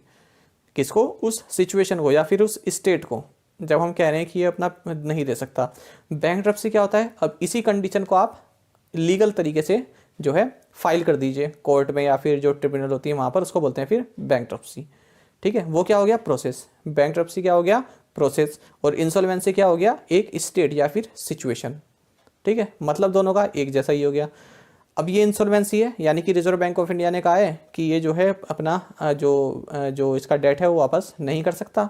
ठीक है, और बैंकरप्सी क्या हो गया? जब ये अपना लीगल प्रोसेस करके उस चीज़ को सिद्ध कर दें, उस चीज़ में आगे फिर कार्रवाई करें। आपको बता दें RBI ने हाल ही में जो है इंसॉल्वेंसी प्रोसीडिंग्स और भी माफ़ कीजिएगा, और भी कंपनीज के खिलाफ शुरू की हैं, जैसे कि दीवान हाउसिंग फाइनेंस कॉर्पोरेशन लिमिटेड के खिलाफ भी की थी, और SREI infra finance and SREI equipment finance इसके अगेंस्ट भी की थी। आगे बढ़ेंगे। भारत और निम्नलिखित में से कौन स्वच्छ ऊर्जा और जलवायु साझेदारी को बढ़ाने के लिए सहमत हुआ है? रशिया, मालदीव्स, बांग्लादेश या फिर यूरोपियन यूनियन। सही आंसर होगा option D. So India and European Union have agreed to step up their clean energy and climate partnership. तो देखिए clean energy and climate partnership को और आगे बढ़ाने के लिए इंडिया और यूरोपियन यूनियन एग्रीड हो चुके हैं।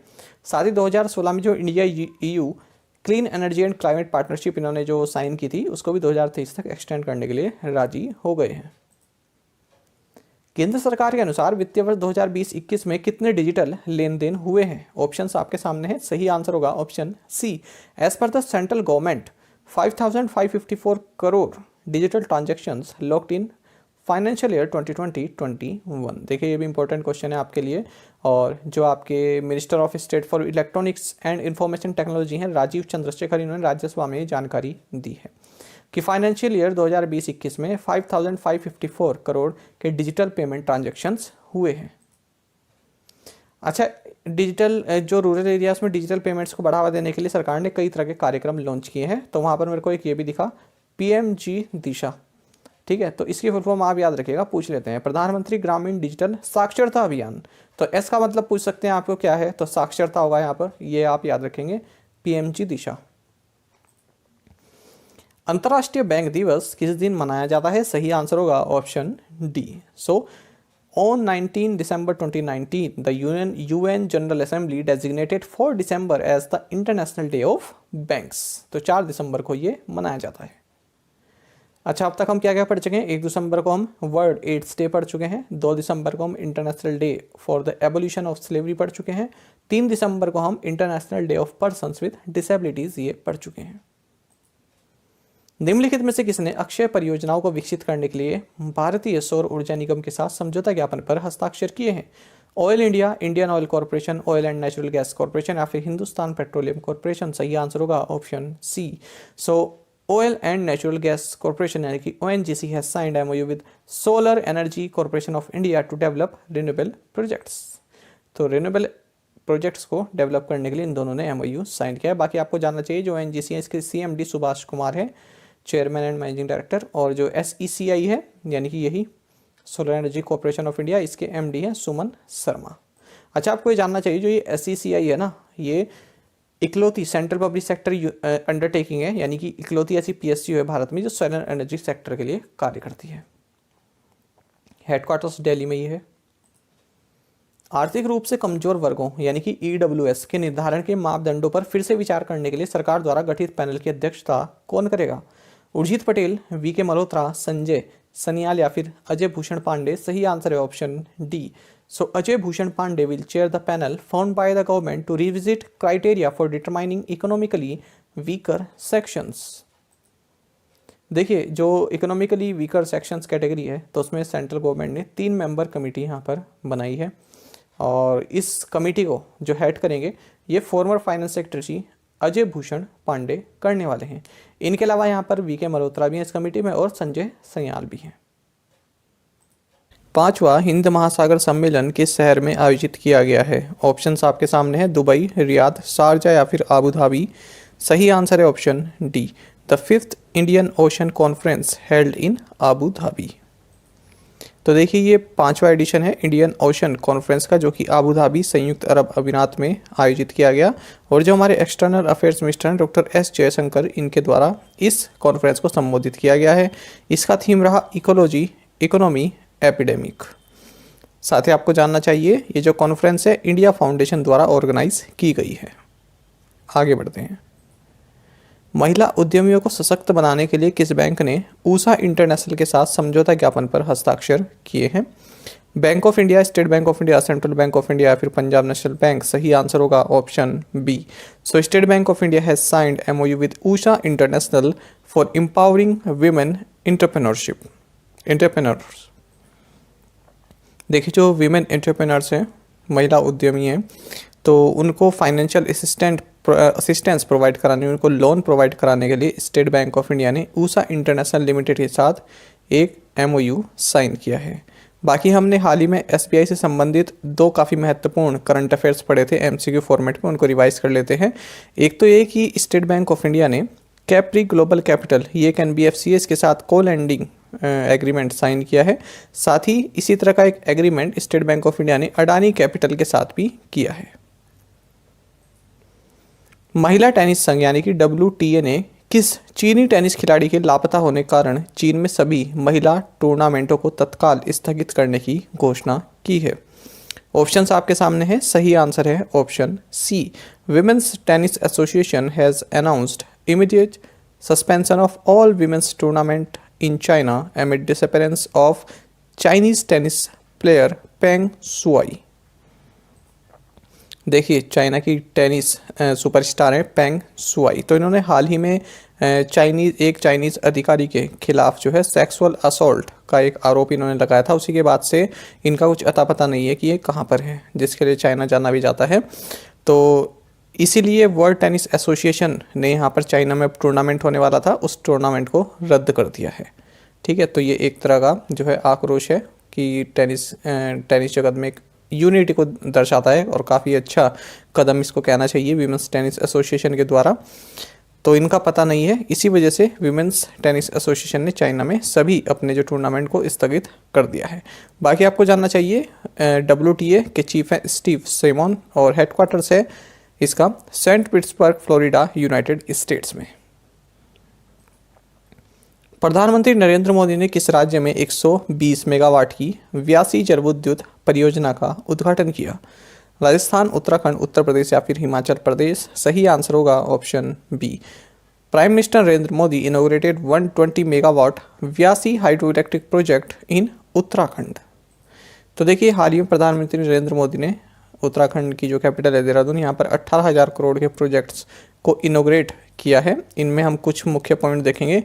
पहला तो आप ये जान लीजिए कि यमुना नदी पर 120 मेगावाट का व्यासी हाइड्रो इलेक्ट्रिक प्रोजेक्ट इसको इनोग्रेट किया है। साथ ही देहरादून में हिमालयन कल्चर सेंटर को इनोग्रेट किया।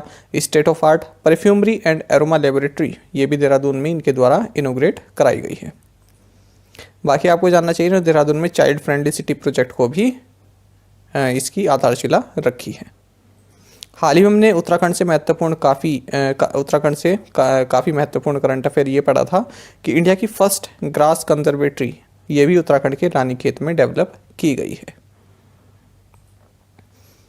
किस क्रिकेट टीम के अजाज पटेल ने भारत के खिलाफ एक पारी में सभी 10 विकेट लेकर इतिहास रच दिया है? ऑप्शंस आपके सामने हैं। सही आंसर है option D. Ajaz Patel of New Zealand cricket team created history by taking all 10 wickets in an innings against India. तो महत्वपूर्ण क्वेश्चन है, जानेंगे इसके बारे में। देखिए, न्यूजीलैंड के स्पिनर हैं अजाज पटेल, जो कि मुंबई में इनका जन्म हुआ था। तो इन्होंने भारत के खिलाफ जो सेकंड टेस्ट मैच खेला जा रहा है मुंबई के वानखेड़े में, यहाँ पर इन्होंने 10 विकेट लिए हैं एक इनिंग में। और यहाँ पर कॉन्ग्रेचुलेट भी किया इनको, जो हमारे टीम इंडिया के हेड कोच है राहुल द्रविड़ और स्कीपर विराट कोहली के द्वारा। तो देखिए, जो मोहम्मद सिराज हैं, भारत के जो बॉलर हैं मोहम्मद सिराज, वो इनका 10वां विकेट थे, 10वां और फाइनल विकेट थे। इसी के साथ इन्होंने ये रिकॉर्ड बनाया है। आपको बता दें, इससे पहले 2 और प्लेयर हैं जो इस तरह का कीर्तिमान हासिल कर चुके हैं, जिन्होंने टेस्ट मैच की एक इनिंग में 10 विकेट लिए हैं। मतलब 10 के 10 विकेट एक ही बॉलर ने लिए हैं। वह हैं इंडिया के अनिल कुंबले और जिम लेकर। जानेंगे इन दोनों के बारे में भी। तो देखिए, इंग्लिश पेसर हैं जिम लेकर, इन्होंने 10 विकेट लिए थे ऑस्ट्रेलिया के खिलाफ 1956 में, और हमारे अनिल कुंबले ने 10 विकेट लिए थे पाकिस्तान के खिलाफ 1999 में, 1999 में। तो अब ये तीसरे ऐसे बॉलर बन गए अजाज पटेल जिन्होंने ये कीर्तिमान हासिल किया है। विश्व मृदा दिवस किस दिन मनाया जाता है? सही आंसर होगा ऑप्शन डी।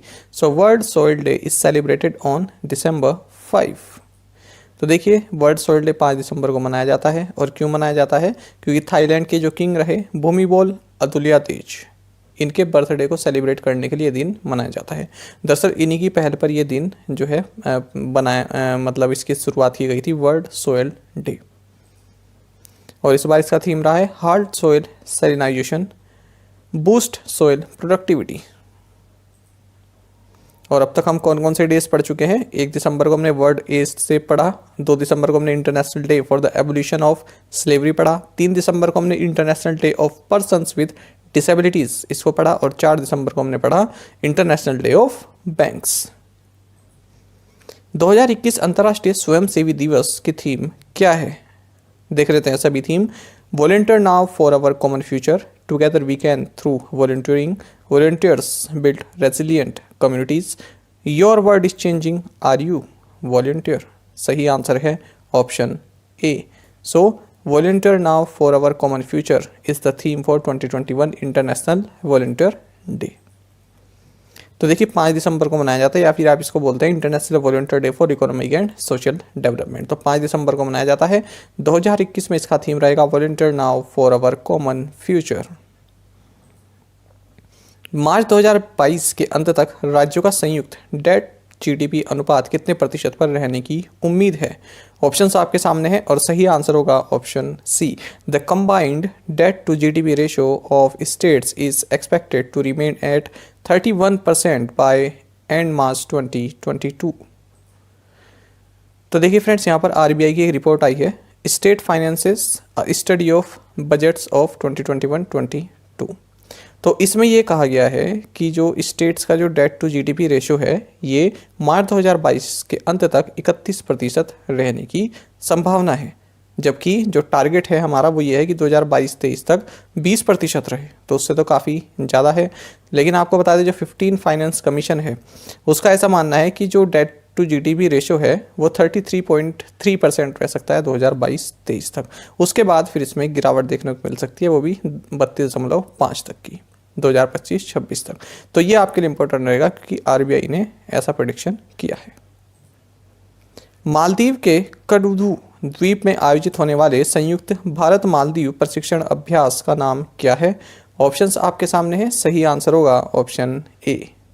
तो जानेंगे इसके बारे में। तो देखिए, एक्सरसाइज यूक्वेरिन ये इंडिया और मालदीव्स के बीच होती है और ये कददू आइलैंड ये मालदीव्स में है, यहाँ पर आयोजित की जा रही है। इसका 11वां एडिशन है, ये आप याद रखेंगे।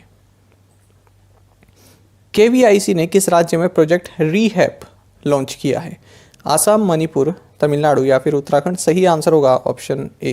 KVIC launched project rehab in Assam. Rehab का मतलब है reducing elephant human attacks using bees. जानेंगे इसके बारे में। देखिए, buoyed by the success of its innovative project rehab. देखिए, बॉयड का मतलब होता है किसी चीज़ से उत्साहित होना। कोई आपने कार्य करना शुरू किया हो और वो सफल हो गया हो तो उससे आप जब खुश होते हैं उसको बोलते हैं बॉयड। तो देखिए, buoyed by the success of its initiative project rehab, यानी कि जो प्रोजेक्ट रीहैब है इसकी सफलता से उत्साहित जो केवीआईसी है यानी कि khadi and village industries commission है, इसने अब आसाम में अपने प्रोजेक्ट रीहैब को लॉन्च किया। इससे पहले कर्नाटक में इसने जो किया था ना, तो वो काफ़ी सक्सेसफुल रहा है, तो उसी से उत्साहित है, उसी वजह से अब इसने असम में भी इसको लॉन्च किया है। तो देखिए, जो केवीआईसी के चेयरमैन है विनय कुमार सक्सेना, इन्होंने प्रोजेक्ट रीहैब को लॉन्च किया है।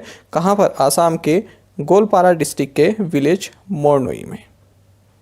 तो देखिए, जो ह्यूमन एलिफेंट कॉन्फ्लिक्ट होता है उससे बचने के लिए किया गया है। मान लीजिए कोई खेत वगैरह है तो उसके पार जनसंख्या वाली आबादी में एलिफेंट ना जाए, तो उससे बचने के लिए लोग क्या करते हैं ना, कि जो मधुमक्खी के जो वो बॉक्स होते हैं उनको लगा देते हैं चारों तरफ। तो मान लीजिए जैसे ही एलिफेंट जाता है तो अगर वो टच करता है तो ये बीज सारी निकल के आ जाती हैं, तो एलिफेंट जो है बीज से काफ़ी डरता है और वापस भाग जाता है। तो इस तरह का एक प्रोजेक्ट ये इन्होंने लॉन्च किया है। हाल ही में किस राज्य के पूर्व मुख्यमंत्री के रोसैया का निधन हो गया है? केरल, कर्नाटक, तमिलनाडु या फिर आंध्र प्रदेश? सही आंसर होगा डी। सो Andhra Pradesh former chief minister के रोसैया पास्ट अवे रिसेंटली। जानेंगे इनके बारे में। तो देखिए, जो अनडिवाइडेड आंध्र प्रदेश था, यानी कि जब तक तेलंगाना नहीं बना था तब ये फॉर्मर ये चीफ मिनिस्टर रहे यहाँ पे आंध्र प्रदेश के। नाम है इनका कोनिजेती रोसैया। तो 88 साल की उम्र में इनका निधन हो गया है। आपको बता दें 3 सितंबर 2009 से लेके 25 नवंबर 2010 तक ये राज्य के चीफ मिनिस्टर रहे हैं। साथ ही तमिलनाडु के गवर्नर भी रहे हैं 2011 से 2016 तक। किस राज्य सरकार ने वन पट्टा भूमि सीमांकन के लिए जीपीएस आधारित mobile application Van Adhikar app launch किया है? आसाम, त्रिपुरा, मणिपुर या फिर मिजोरम? सही आंसर है option B. So Tripura state government has launched a GPS based mobile application Van Adhikar app for forest patta land demarcation. तो देखिए, जो लैंड रजिस्ट्रेशन जो है वो आसानी से हो जाए, वो सर्विस आसानी से प्राप्त हो सके, उसके लिए एक मोबाइल एप्लीकेशन लॉन्च की गई है त्रिपुरा गवर्नमेंट के द्वारा। इसका नाम है one Adhikar app.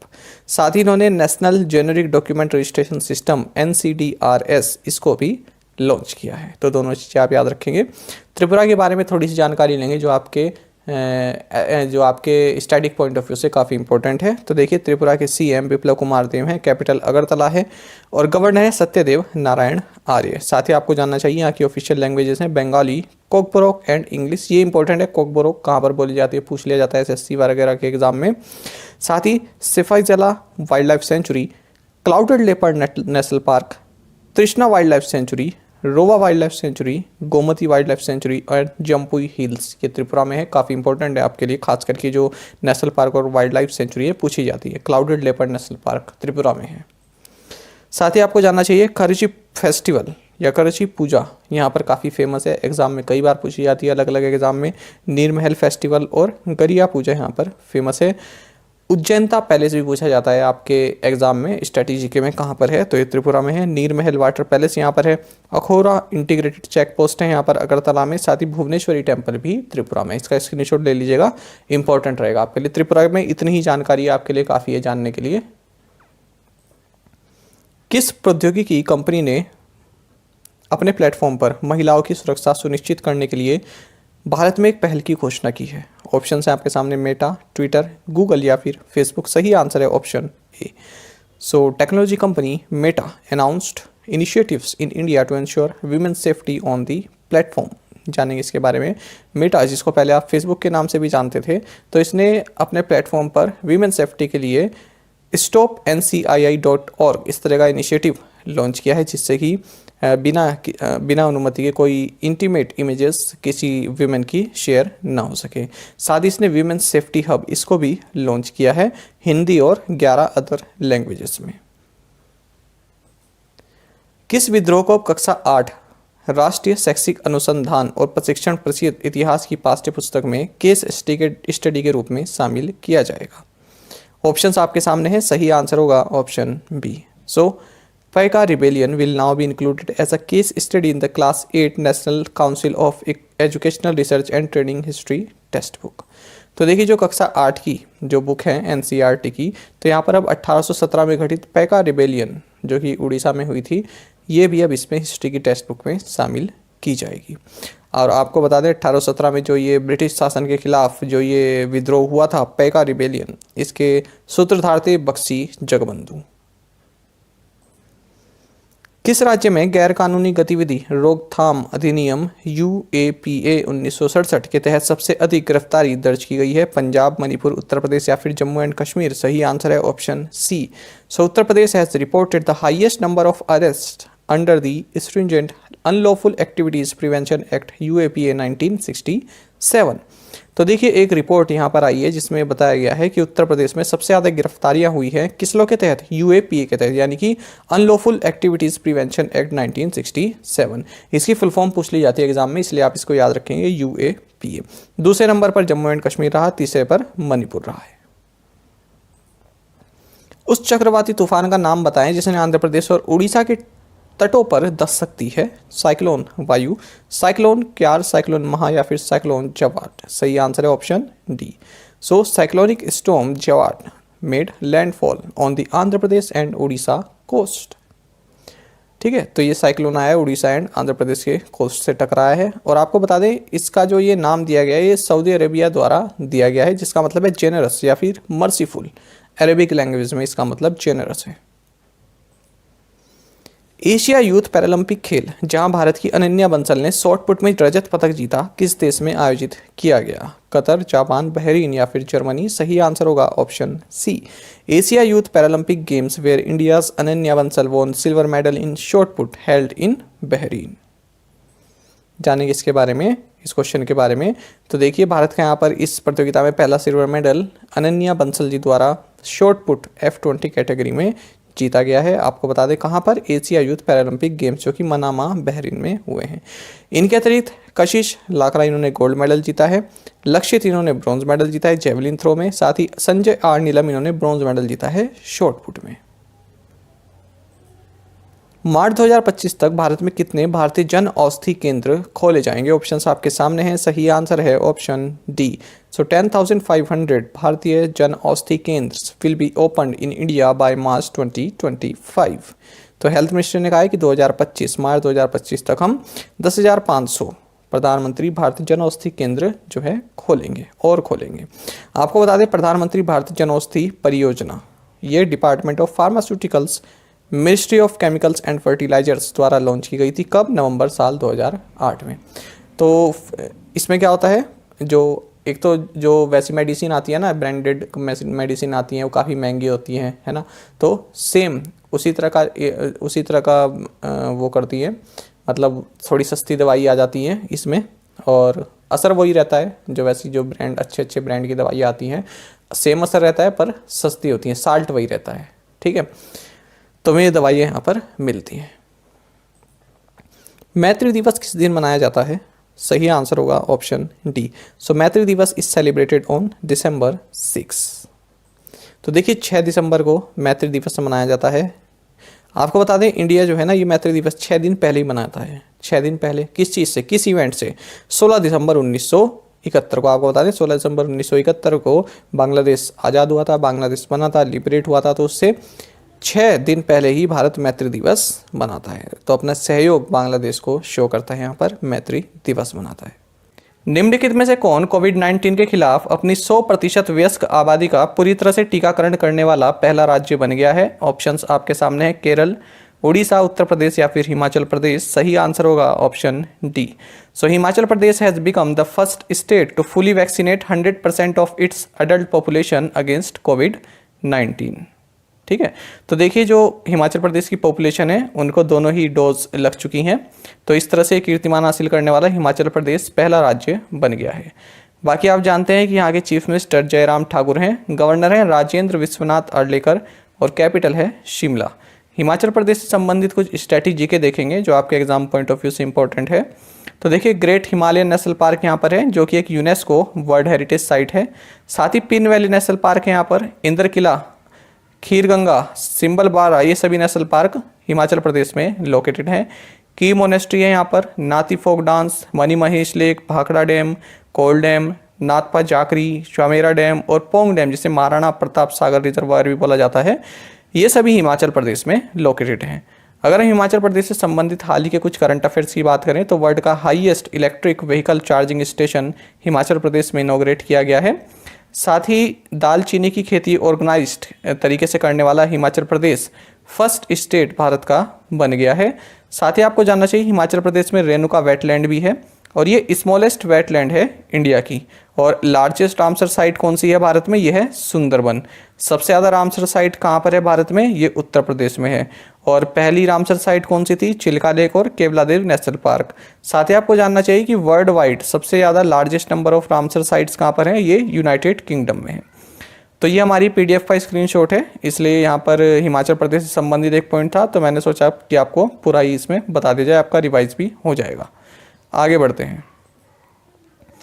World wide cost of living index 2021 के अनुसार 2021 में रहने के लिए दुनिया का सबसे महंगा शहर कौन सा है? पेरिस, तेल अवीव, न्यूयॉर्क या फिर सिंगापुर? सही आंसर होगा option B. As per the world wide cost of living index 2021, Tel Aviv is the most expensive in the world to live in 2021। तो देखिए 2021 में जो सबसे महंगा शहर है वो तेल अवीव है इजराइल का। तो ये एक रिपोर्ट है world wide cost of living index 2021, ये इकोनॉमिस्ट इंटेलिजेंस यूनिट EIU के द्वारा दी गई है। तो पहले नंबर पर तेल अवीव है सबसे महंगा, दूसरे पर फिर पेरिस है, तीसरे पर सिंगापुर है, चौथे पर ज्यूरिक है और फिफ्थ पोजीशन पर है हांगकांग। और सबसे सस्ता शहर कौन सा है? वर्ल्ड का चीपेस्ट सिटी ये है सीरिया की कैपिटल दमास्कस। बाकी आपको जानना चाहिए जो ये EIU है, इकोनॉमिस्ट इंटेलिजेंस यूनिट, इसका हेडक्वार्टर्स लंदन यूनाइटेड किंगडम में है। भारत ने उत्तर प्रदेश के कोरबा में AK-203 असॉल्ट राइफल्स के स्वदेशी उत्पादन के लिए किस देश के साथ समझौता किया है? ऑप्शंस आपके सामने है। सही आंसर होगा option C. So India inked deal with Russia for the indigenous production of AK-203 assault rifles at Korwa in Uttar Pradesh. तो देखिए मिनिस्ट्री ऑफ डिफेंस ने यहाँ पर Indo Russia Rifles Private Limited, इसके साथ एक कॉन्ट्रैक्ट साइन किया है। आपको बता दें Indo Russia Rifles Private limited एक जॉइंट वेंचर है, उपक्रम है किसके बीच? इंडिया और रशिया के बीच में, जिसके तहत उत्तर प्रदेश के अमेठी डिस्ट्रिक्ट के कोरबा में 6 लाख AK-203 असॉल्ट राइफल्स का प्रोडक्शन किया जाएगा। बाकी आपको जानना चाहिए 51 से 24 करोड़ रुपए की ये पूरी डील है। किस रक्षा पब्लिक सेक्टर यूनिट यानी PSU ने भारतीय नौसेना का पहला स्वदेश निर्मित सर्वेक्षण पोत संधायक लॉन्च किया है? ऑप्शंस आपके सामने है। Mazagon dock, Cochin shipyard, Hindustan shipyard या फिर Garden Reach Ship Builders and Engineers? सही आंसर होगा option D. So Garden Reach Ship Builders and Engineers launched Indian navy's first indigenously built survey vessel Sandhayak. ठीक है, तो संधायक क्या है? ये इंडिया का फर्स्ट इंडिजिनसली बिल्ट यानी भारत में ही पूरी तरह से निर्मित सर्वे वेसल है। सर्वे के काम ये आएगा। किसके द्वारा बनाया गया है? Garden Reach Ship Builders and engineers limited. आपको बता दें इसका हेडक्वार्टर्स कोलकाता वेस्ट बंगाल में है। और इस तरह के 4 शिप बनने वाले हैं, ये भी आप याद रखिएगा, इंडियन नेवी के लिए बनेंगे सर्वे वेसल। तो इनमें संधायक ये पहला है और 110 मीटर लंबे होंगे, 16 मीटर्स चौड़े होंगे यानी कि वाइड, और 3300 टन्स का डिस्प्लेसमेंट ये कर सकते हैं। किस देश ने जर्मनी को हराकर जूनियर पुरुष हॉकी विश्व कप ट्रॉफी जीती है? इंडिया, ब्राजील, जर्मनी या फिर अर्जेंटीना? सही आंसर होगा option D. So Argentina lifted the coveted trophy of the junior men's hockey world cup after defeating Germany. तो देखिए यहाँ पर जो अर्जेंटीना है इसने junior men's hockey world cup जीता है जर्मनी को 4-2 से हराकर। और कहाँ पर आयोजित हुआ है? भुवनेश्वर, उड़ीसा में। और इंडिया यहाँ पर जो है अपना ब्रॉन्ज मेडल का जो मैच था वो भी हार गई फ्रांस से, और इंडिया 4th पोजीशन पे यहाँ रहा है। पद्मश्री पुरस्कार से सम्मानित अनुभवी पत्रकार का नाम बताइए जिनका हाल ही में निधन हो गया? विनोद दुआ, उमर शरीफ, अरविंद त्रिवेदी या फिर नेदुमुदी वेणु? सही आंसर होगा option A. So Padmashri awardee veteran journalist Vinod Dua passed away recently. तो विनोद दुआ जो कि वेटरन जर्नलिस्ट थे, 67 एज में इनका निधन हो गया है। आपको बता दें काफ़ी पहले से ये जो है पत्रकार रहे हैं और दूरदर्शन के साथ इन्होंने अपने कैरियर का शुरुआत की थी। यहाँ पर यूथ प्रोग्राम आता था युवा मंच 70s के दशक में, तो इससे काफ़ी फेमस थे। उसके बाद भी इन्होंने कई सारे चैनल्स में काम किया। इनको पद्मश्री मिला था साल 2008 में। अंतर्राष्ट्रीय नागरिक उड्डयन दिवस किस दिन मनाया जाता है? सही आंसर होगा option D. So international civil aviation day is celebrated on December 7। तो देखिए 7 दिसंबर को मनाया जाता है इंटरनेशनल सिविल एविएशन डे। और आपको बता दें जो इंटरनेशनल सिविल एविएशन ऑर्गेनाइजेशन है इसका हेडक्वार्टर्स मॉन्ट्रियल कनाडा में है। सशस्त्र सेना झंडा दिवस या भारत का झंडा दिवस किस दिन मनाया जाता है? सही आंसर होगा ऑप्शन डी। सो आर्म्ड फोर्सेस फ्लैग डे और the flag day of India is observed on December 7। तो देखिए जो आर्म्ड फोर्सेस फ्लैग डे होता है इसका मकसद ये होता है जो हमारे इंडियन आर्म्ड फोर्सेस हैं उनके वेलफेयर के लिए फंड्स इकट्ठा करना। स्कूल्स में भी आपने देखा होगा कि एक वो झंडे मिला करते थे, तब तो 2 रुपये के मिलते थे जब हम स्कूल में थे, आप लोगों को भी मिले ही होंगे। साथ ही आपको जानना चाहिए ये जो दिन है ये 1949 से ही हर साल मनाया जाता है 7 दिसंबर को। KSLTA ITF world tour championship महिला एकल का खिताब किसने जीता? सही आंसर होगा option C. So Pranjala Yadlapalli clinch the KSLTA ITF world tour championship women's singles title. ठीक है, तो इन्होंने वुमेन्स सिंगल्स टाइटल यहाँ पर जीता है। किसे हराया इन्होंने? सौजन्या भविशेट्टी को। कहाँ पर हुआ ये? बेंगलुरु में हुआ है। तो ITF world tour championship. Pranjala याद रखेंगे आप, टेनिस की बात हो रही है यहाँ पर। BR अम्बेडकर की समाधि स्थली चैत्य भूमि किस शहर में स्थित है? मुंबई, लखनऊ, हैदराबाद या फिर अहमदाबाद? सही आंसर होगा option A. So Chaitya Bhoomi the cremation place of BR Ambedkar is situated in Mumbai, Maharashtra. देखिए डॉक्टर भीमराव अंबेडकर जी जो हैं इनका जो देहांत हुआ था वो 6 दिसंबर 1956 को हुआ था और पोस्टह्यूमसली यानी मरणोपरांत इनको 1990 में भारत रत्न दिया गया था। आपको जानना चाहिए इकोनॉमिस्ट थे, एजुकेशनिस्ट थे, पॉलिटिशियन थे, सोशल रिफॉर्मर थे और chief architect of Indian constitution थे। तो 14 अप्रैल 1891 में इनका जन्म जो है मध्य प्रदेश के महो में हुआ था।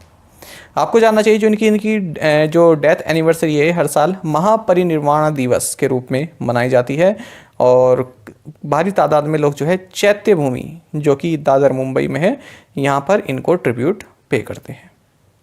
आपको जानना चाहिए कई तरह के वीकली पेपर्स ये जो है जारी किया करते थे। एक्सक्लूडेड इंडिया, मूक नायक, जनता। मूक नायक कई बार पूछा जाता है, ये आप याद रखेंगे। साथ ही आपको जानना चाहिए 20 पेज की एक इनकी ऑटोबायोग्राफी है waiting for a visa.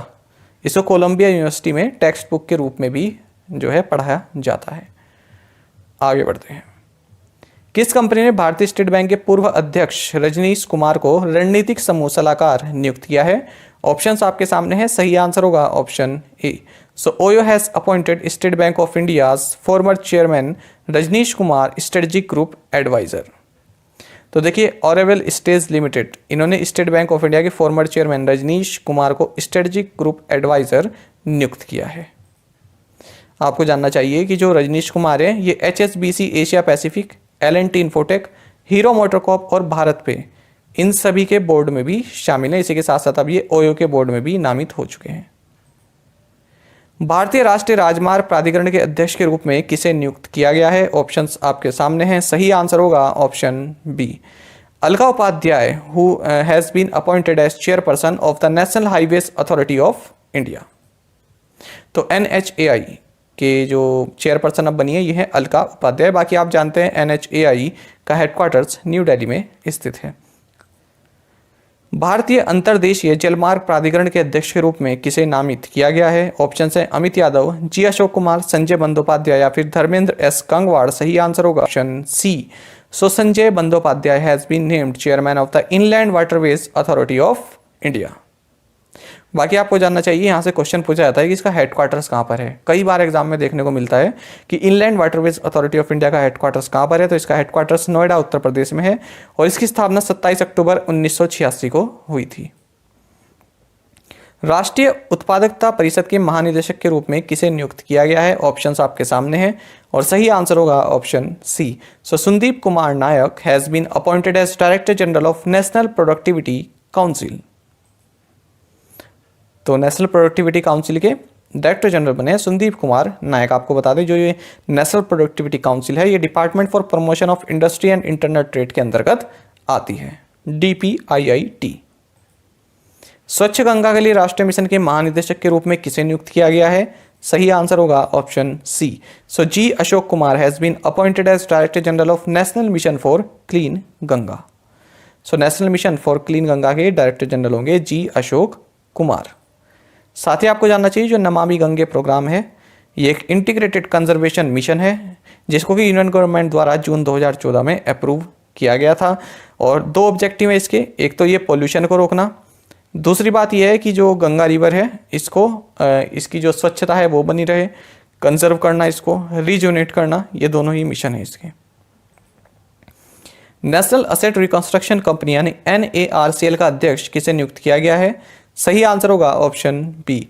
So Pradeep Shah has been appointed chairman of national asset reconstruction company NARCL। ठीक है, तो प्रदीप शाह नाम आप याद रखेंगे, बैंकिंग एस्पिरेंट के लिए काफ़ी इंपॉर्टेंट है ये वाला क्वेश्चन। आपको बता दें जो NARCL है ये कंपनीज एक्ट के तहत बनाया गया है और जो बैंकों का बैड बैंक है ना उसको ये मैनेज करेगा। ठीक है, उसको लेगा, फिर उसको कैसे बेचना है ये सब ये मैनेज करेगा NARCL। इसमें जो पब्लिक सेक्टर बैंक है इनकी 51% ओनरशिप रहेगी, ये पॉइंट आपके लिए इंपॉर्टेंट है। भारत ऋण समाधान कंपनी IDRCL के मुख्य कार्यकारी के रूप में किसे नियुक्त किया गया है? ऑप्शन है प्रिया जैन, संजय जैन, अनिल अग्रवाल या फिर दीपक मल्होत्रा। सही आंसर होगा option B. So Sanjay Jain has been appointed as the chief executive of India debt resolution company IDRCL। ठीक है, तो संजय जैन क्या होंगे? इंडिया डेट रिजोल्यूशन कंपनी के चीफ एग्जीक्यूटिव होंगे। आपको बता दें जो ये IDRCL है और NARCL है ये मिलकर ही काम करने वाले हैं। तो NARCL जो बैंकों के जो लोन लेगा, बैड लोन लेगा, उनको देखेगा कि क्या क्या है, किस प्रकार से है, सब कुछ जो कागजों का काम होगा वो NARCL देखेगा। उसके बाद IDRCL की ये जिम्मेदारी होगी उनको बेचना। ठीक है, तो दोनों काम ये दोनों जो हैं एक दूसरे के साथ मिलकर काम करेंगे। चलिए देखते हैं आज के असाइनमेंट क्वेश्चंस के answer. Rashtriya Sanchet is associated with which sport? Name the governor and chief minister of Madhya Pradesh.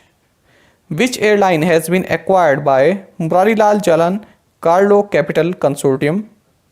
Bye now pay at approval feature has been launched by which life insurance company?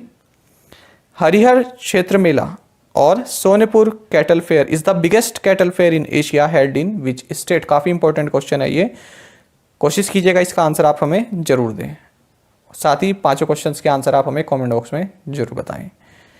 साथ ही करंट अफेयर्स फंडा को आप Telegram पर भी join कर सकते हैं। यहाँ पर रेगुलर वीडियो अपडेट्स और करंट क्विज जैसा हम आप सभी के लिए डालते रहते हैं और डिस्कशन ग्रुप में आप किसी भी क्वेश्चन का सोल्यूशन पा सकते हैं। दोस्तों यहाँ पर हमारे करंट अफेयर्स की प्लेलिस्ट दी गई है, इसको आप जरूर देखें। अपने दोस्तों के साथ और फेलो एस्पिरेंट्स के साथ हमारे करंट अफेयर्स को शेयर जरूर करें। आज का ये सेशन आपको कैसा लगा हमें कमेंट बॉक्स में जरूर बताइएगा। Thank you guys.